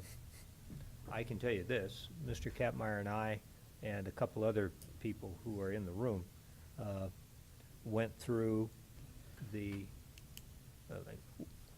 we're in the process of finalizing actually the terms of the contract that will be signed between the Arnold Foundation and the county and UJS, to the point where Mr. Kapmeyer has been doing the heavy lifting in terms of the wordsmithing and working out the details of the actual agreement. So we are far enough along that that there's a document floating around that we're gonna sign. And I would say that, it's progressing nicely. Is that fair, Mr. Yeah, Conway? and right now, we're waiting for a few things to be answered by the foundation in response, but we expect that answer to be timely back to us. It's their money, they'll move at their speed. Well, they're significantly It's their interested. football, and if we wanna play with it, we have to play by their rules. I mean, they're interested Yeah. in the project here, so. We just haven't signed anything that says we're actually doing it, That's okay. so. But- Commissioner Bender. But it's, we're working on it. How big is your basement?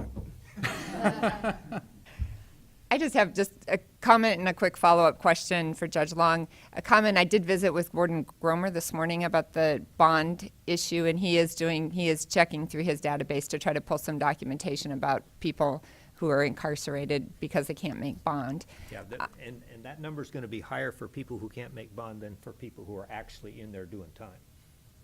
And that, I think primarily, I can one tell of you that the much. initial things we're worried about is who's being incarcerated simply because they can't make bond. Well, Um, now, but let me Okay, give some context to that statement, okay? The amount of bond which is required is a general reflection by the judge who fixed the bond about the risk to letting this guy out.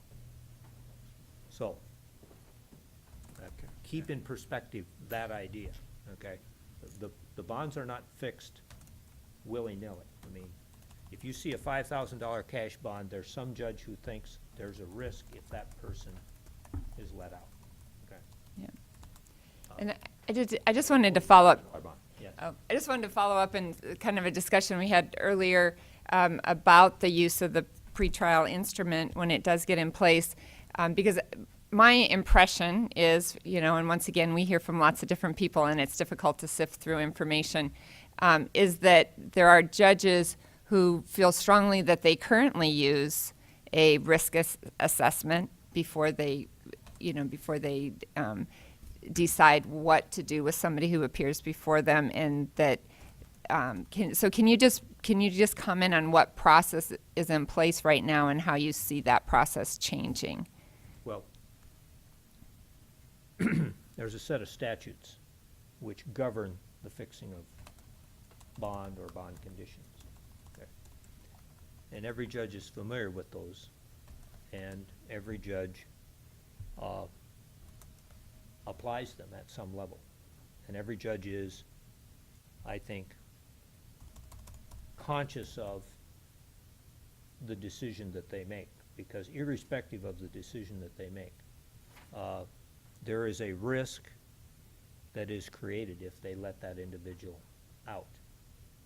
Frankly, at some level, there's a risk for keeping them in.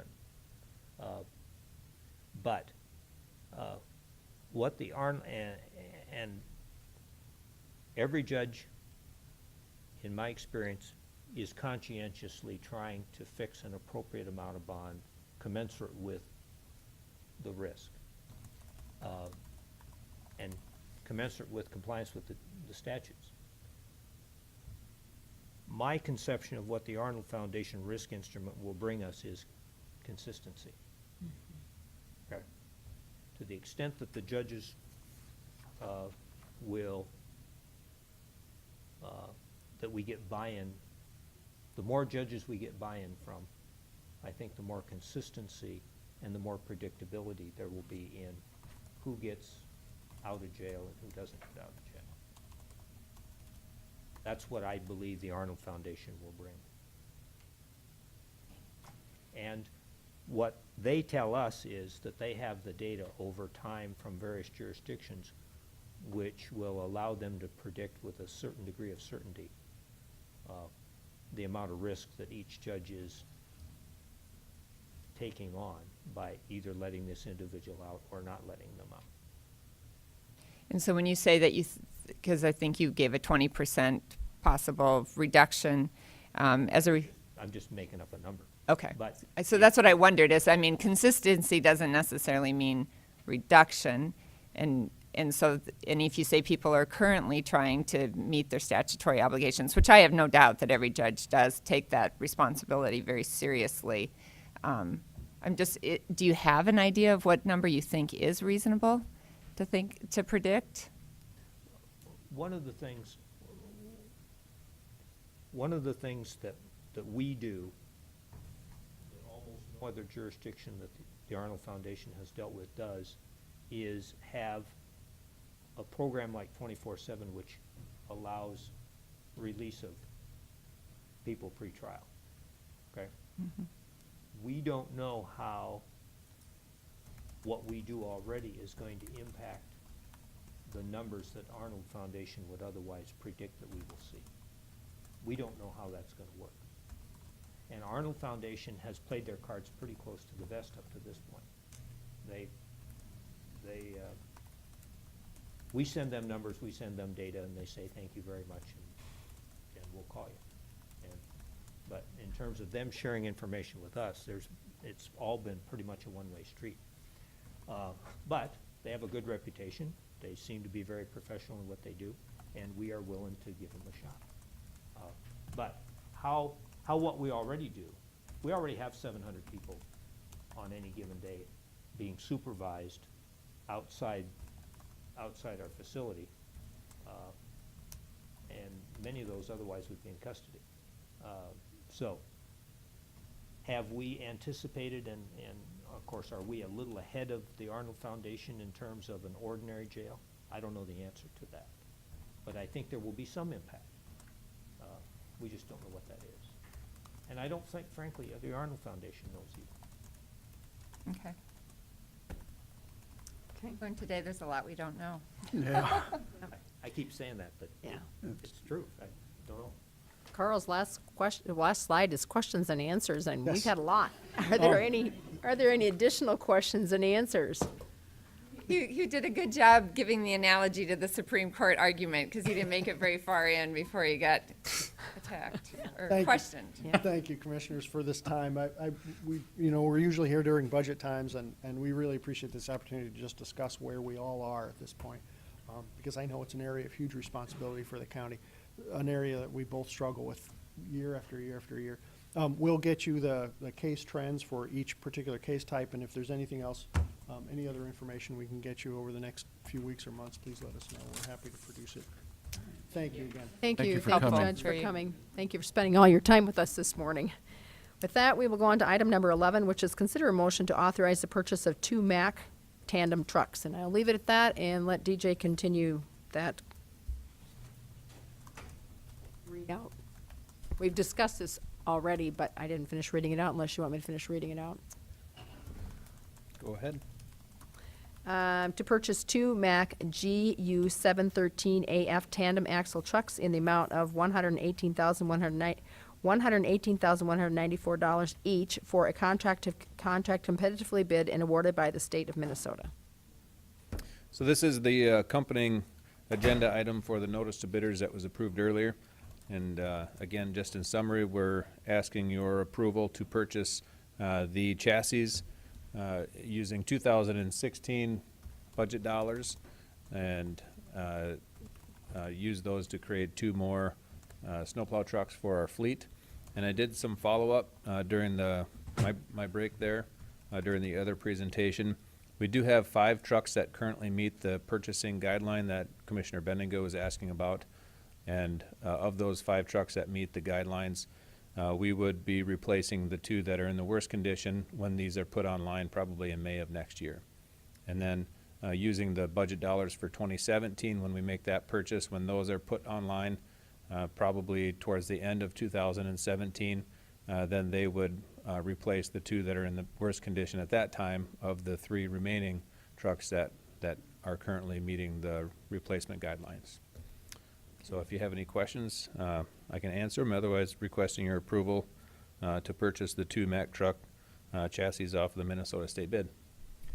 Commissioner Barth? Madam Chair, thank you.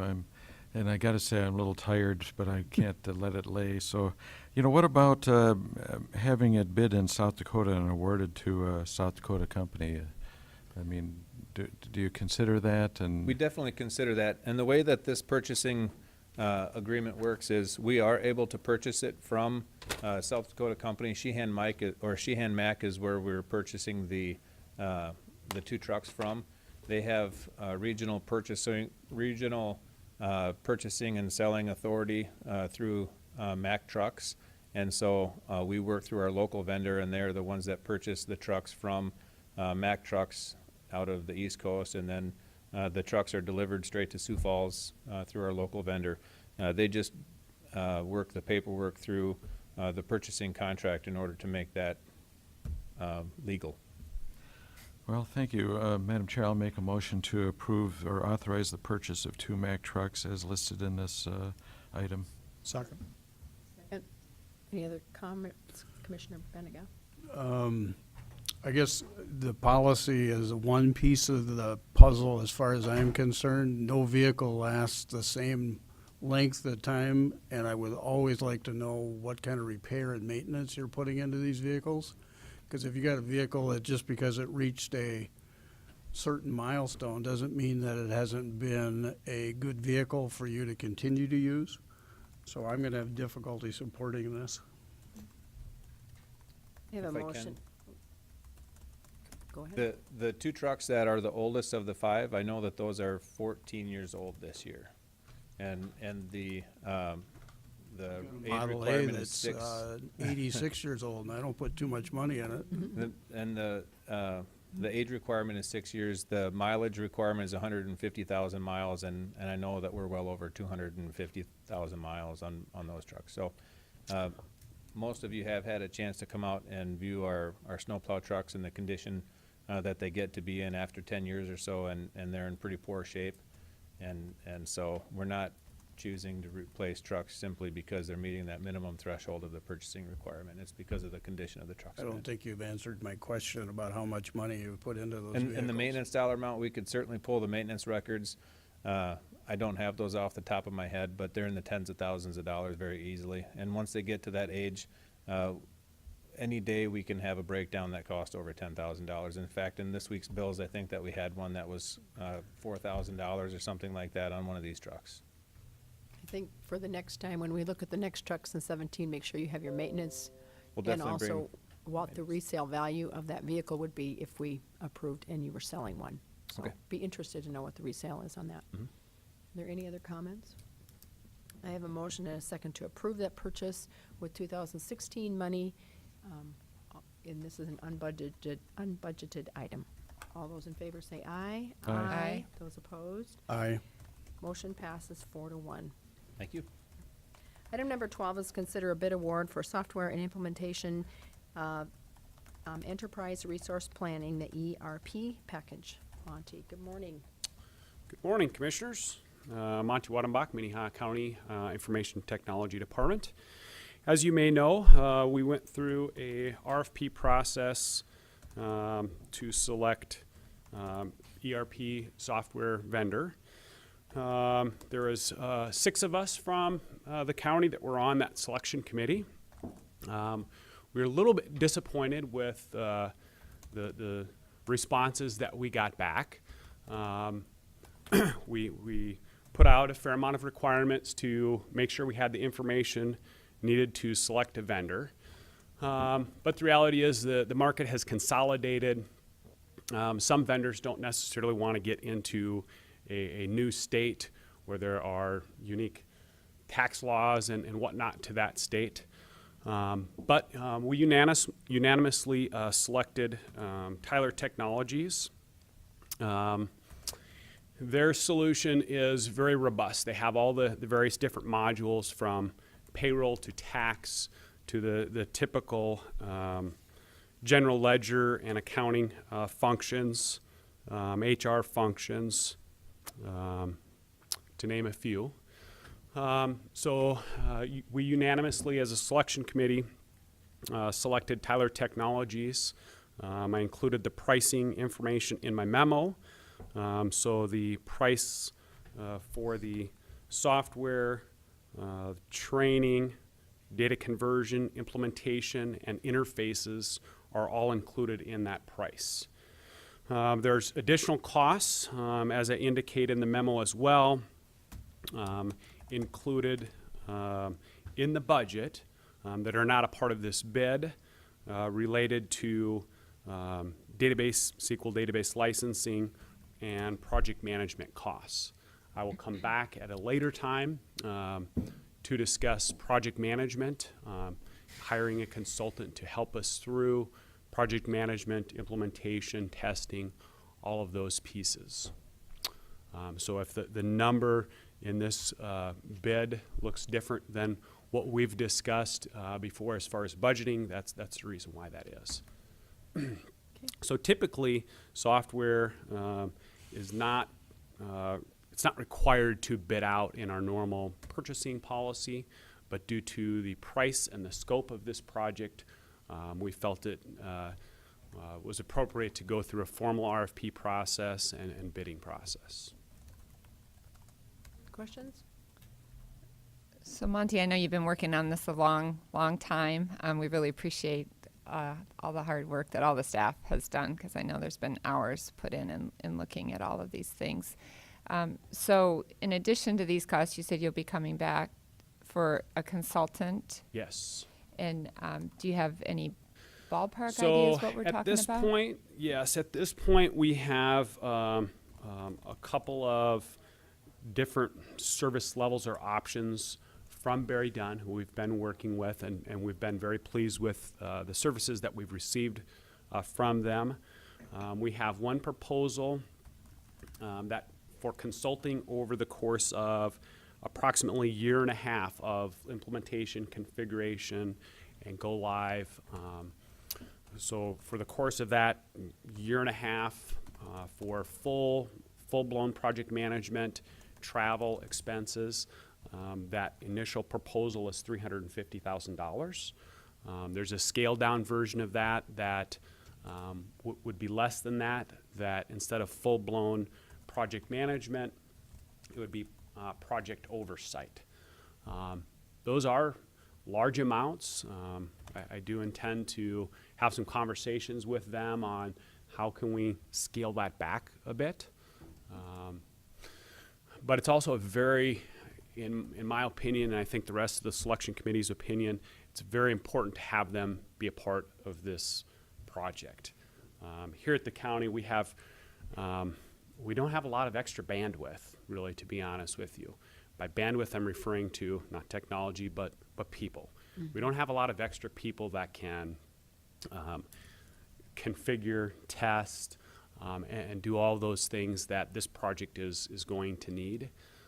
So to have Barry Dunn be a part of that is going to reduce the risks of not getting something configured right. It's going to reduce the risks of the project getting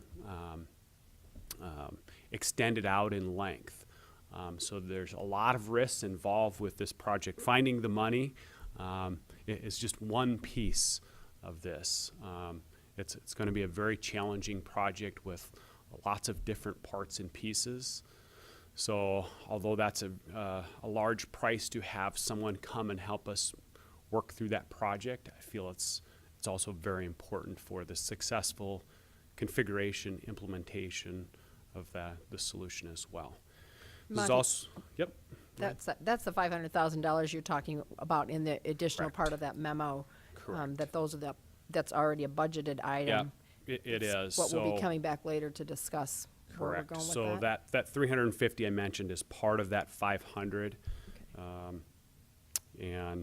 We'll come back with a bid from that vendor at some point, but it is in the budget that was proposed.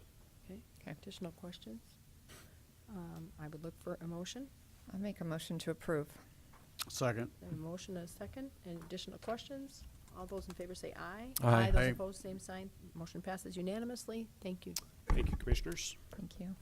Item number 13 is consider a motion to authorize the Human Services Director to submit the Shelter Plus Care Housing Voucher applications for Safe Home.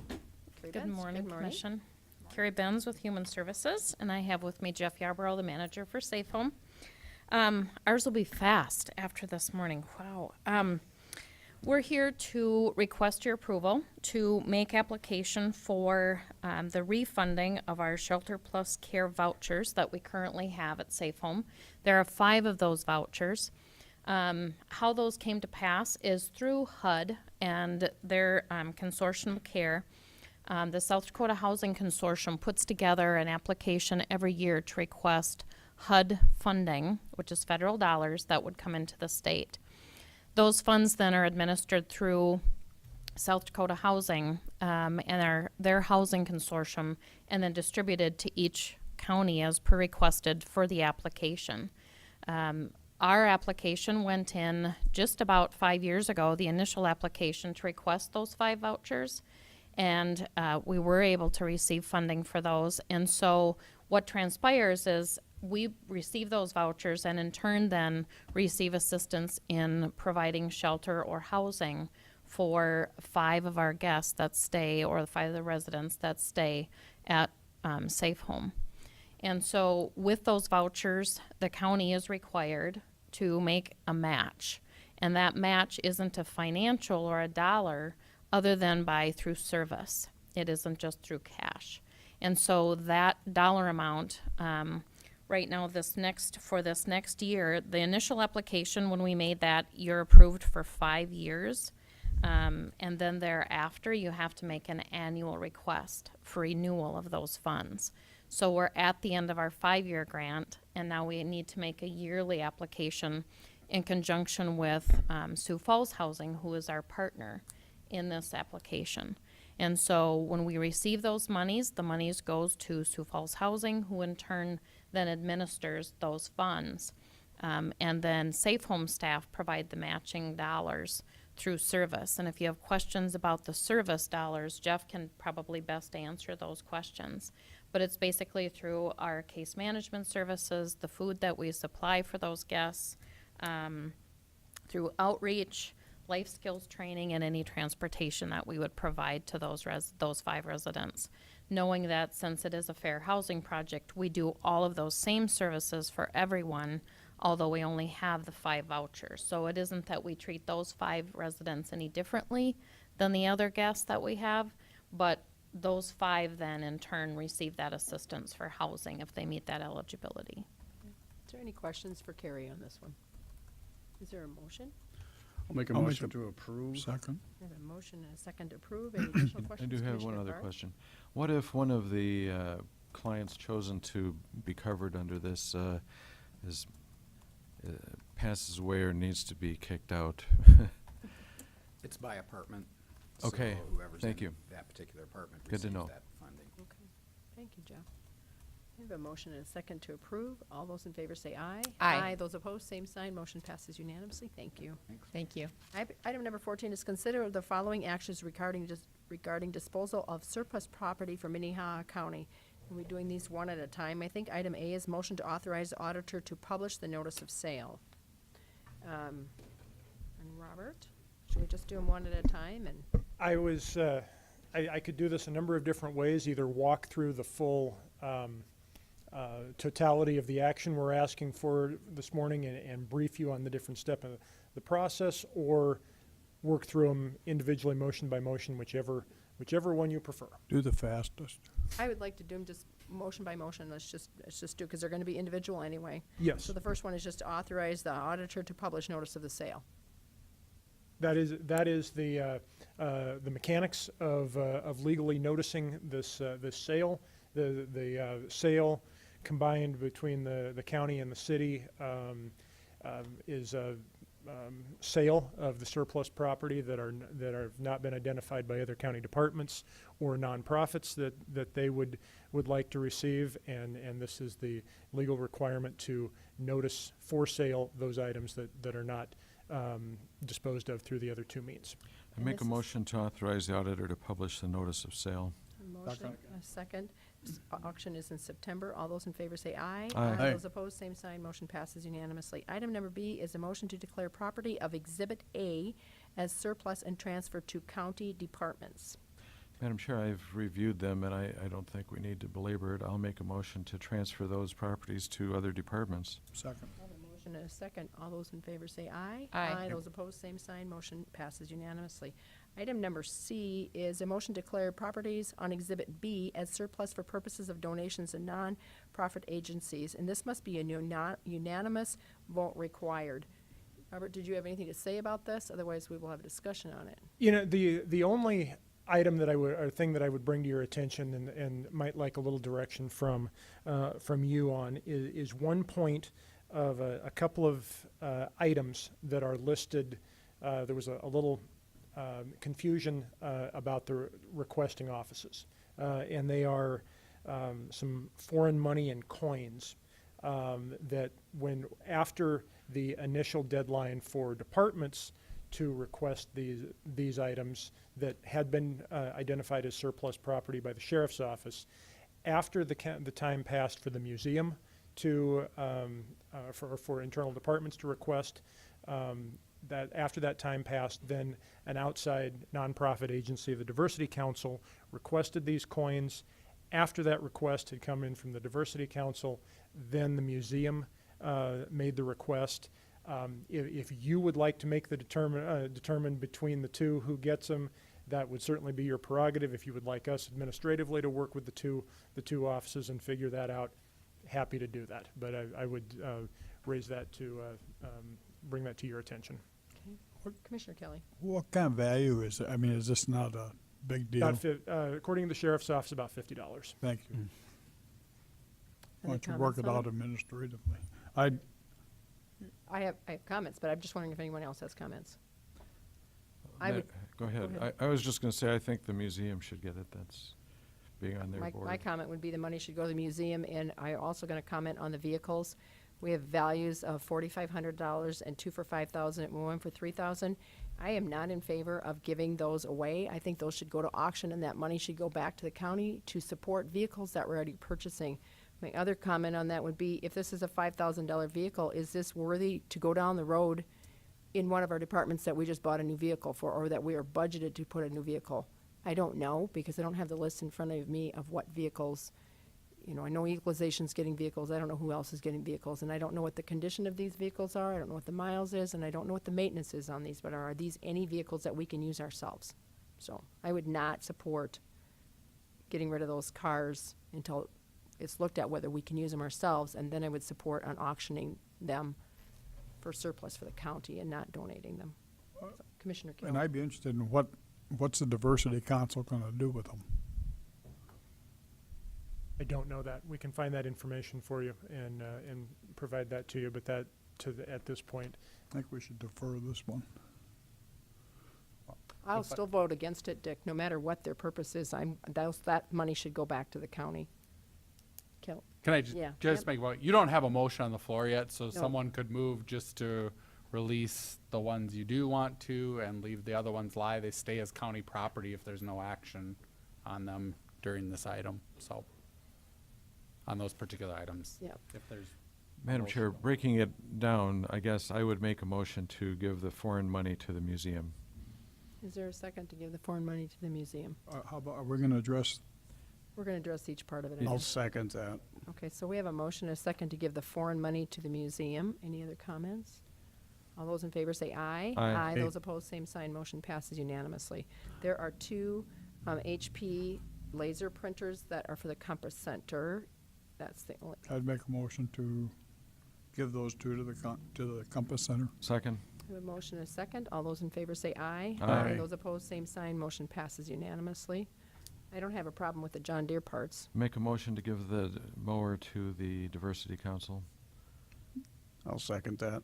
We have a motion and a second on the John Deere 3-point mower. All those in favor say aye. Aye. Those opposed, same sign. Motion passes unanimously. That leaves vehicles.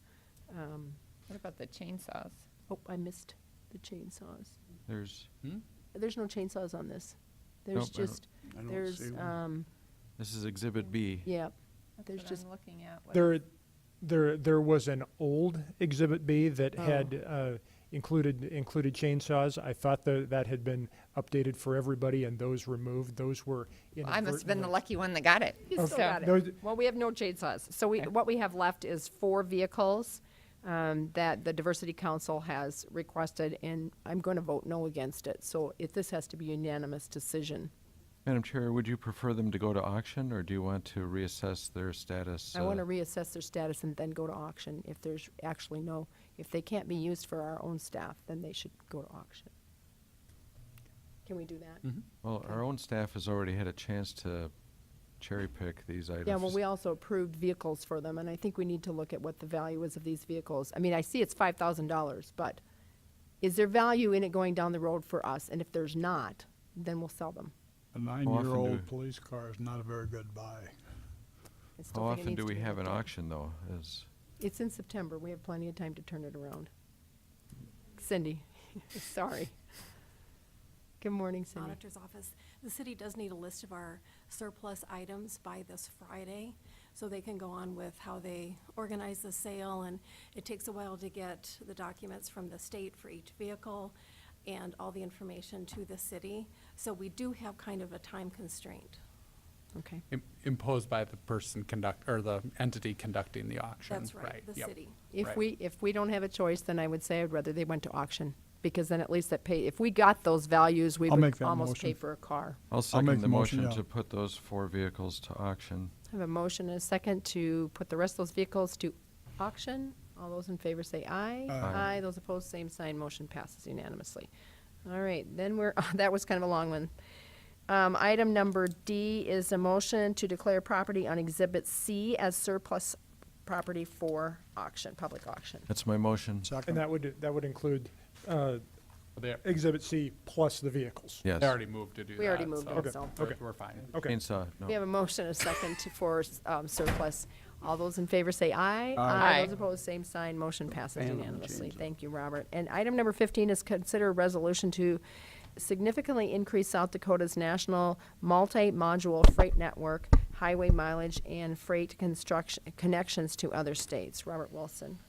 This is a request that came to the county from the SDACC that I understand in turn request came to the association from the state DOT to support this resolution to look at redefining or look at additions to this map that's included in the National Multimodal Freight Network.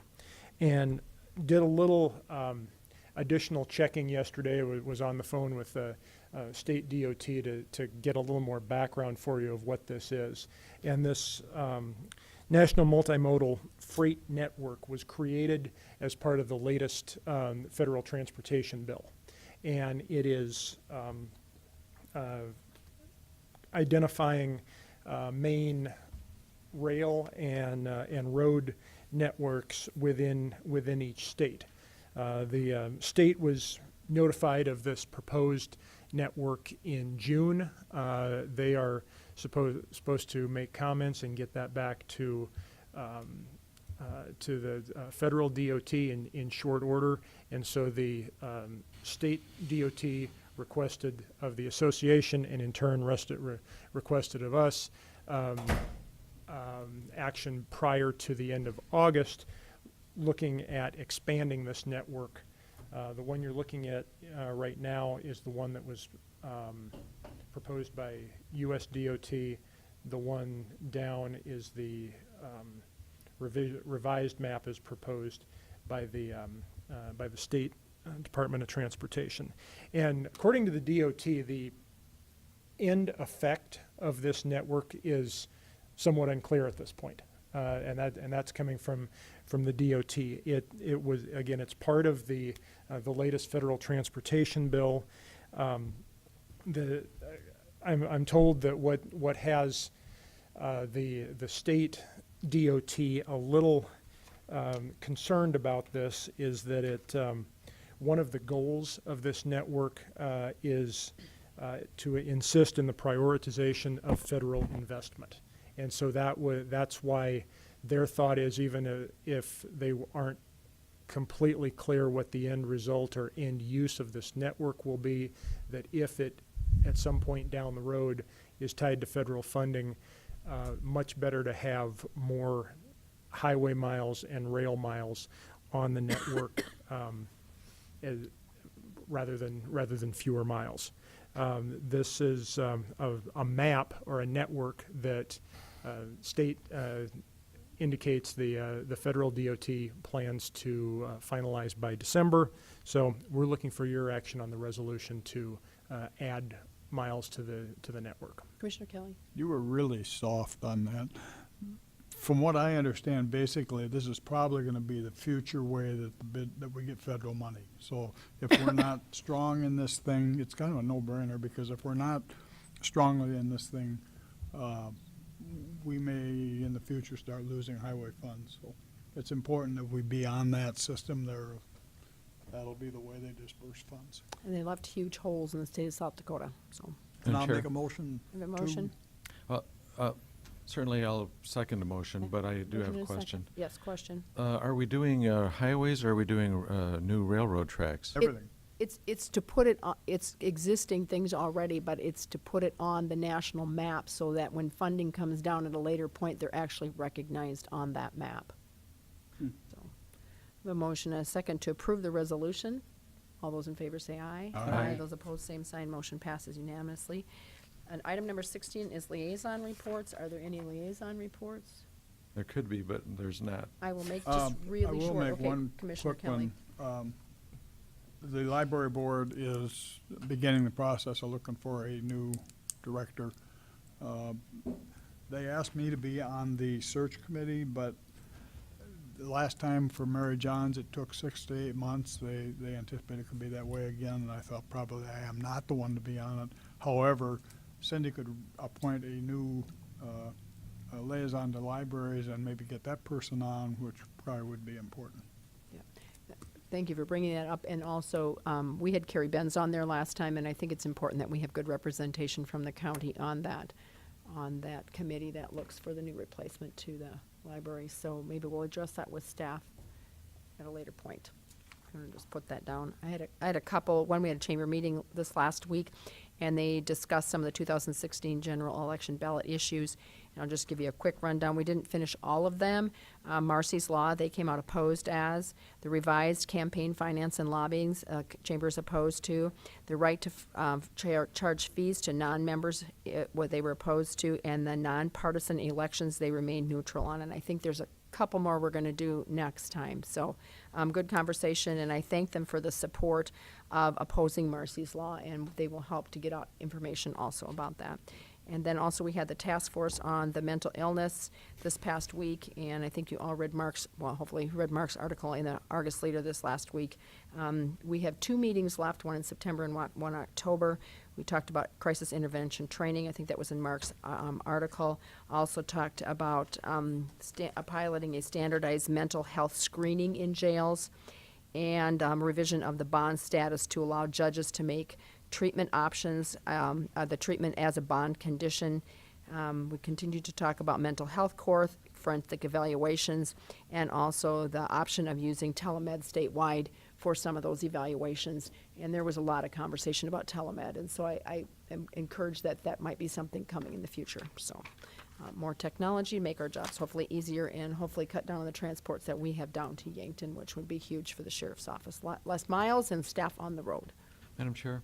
Commissioner Was there any further discussion about the idea of using a person's cell phone to do breathalyzer testing or whatever when they're remotely located? In other words, there's an app you can get on your phone. Are we talking about doing that? Well, this is strictly a mental illness, and I think that came up, but that's not the direction we're going right now. I think that's more of an alcohol. Okay. And I have had conversations with other people about that, but not specifically at this meeting. So. Thank you. Any other liaison reports, Commissioner? I'm just going to remind everyone that we have our last ad hoc jail committee meeting this Thursday night, and we've thanks to Warren Gromer and to Kim Adamson, they've worked really hard on putting together some projections about different options that would be available with respect to what the operating costs would look like. And so we're going to go over those and go over kind of the current working proposal of what a new jail facility could look like. So the group has been great, and I really appreciate their faithfulness and great conversation. We had some minutes prepared from the last meeting that we're finalizing, and then we'll get those out to the commissioners. And it was a very good discussion this last week, a lot of input from people on that committee. It was a really good meeting, and they did a great job of presenting and bringing out information that was for the questions, so very good meeting. If there's no more liaison reports, is there any new business? Is there any old business? Look for a motion for litigation and personnel and adjournment. And that's my motion. Second. Motion and a second. All those in favor say aye. Aye. Aye. Those opposed, same sign. Motion passes unanimously. We are adjourned. That's it.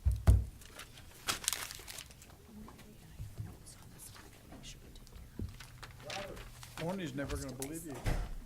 What? Tony's never gonna believe you again. Well, yes. What did he tell me? It'd be a short meeting? Well, we're just getting ready for the next one. I'm gonna have Robert go in and contact the city that we are not gonna be able to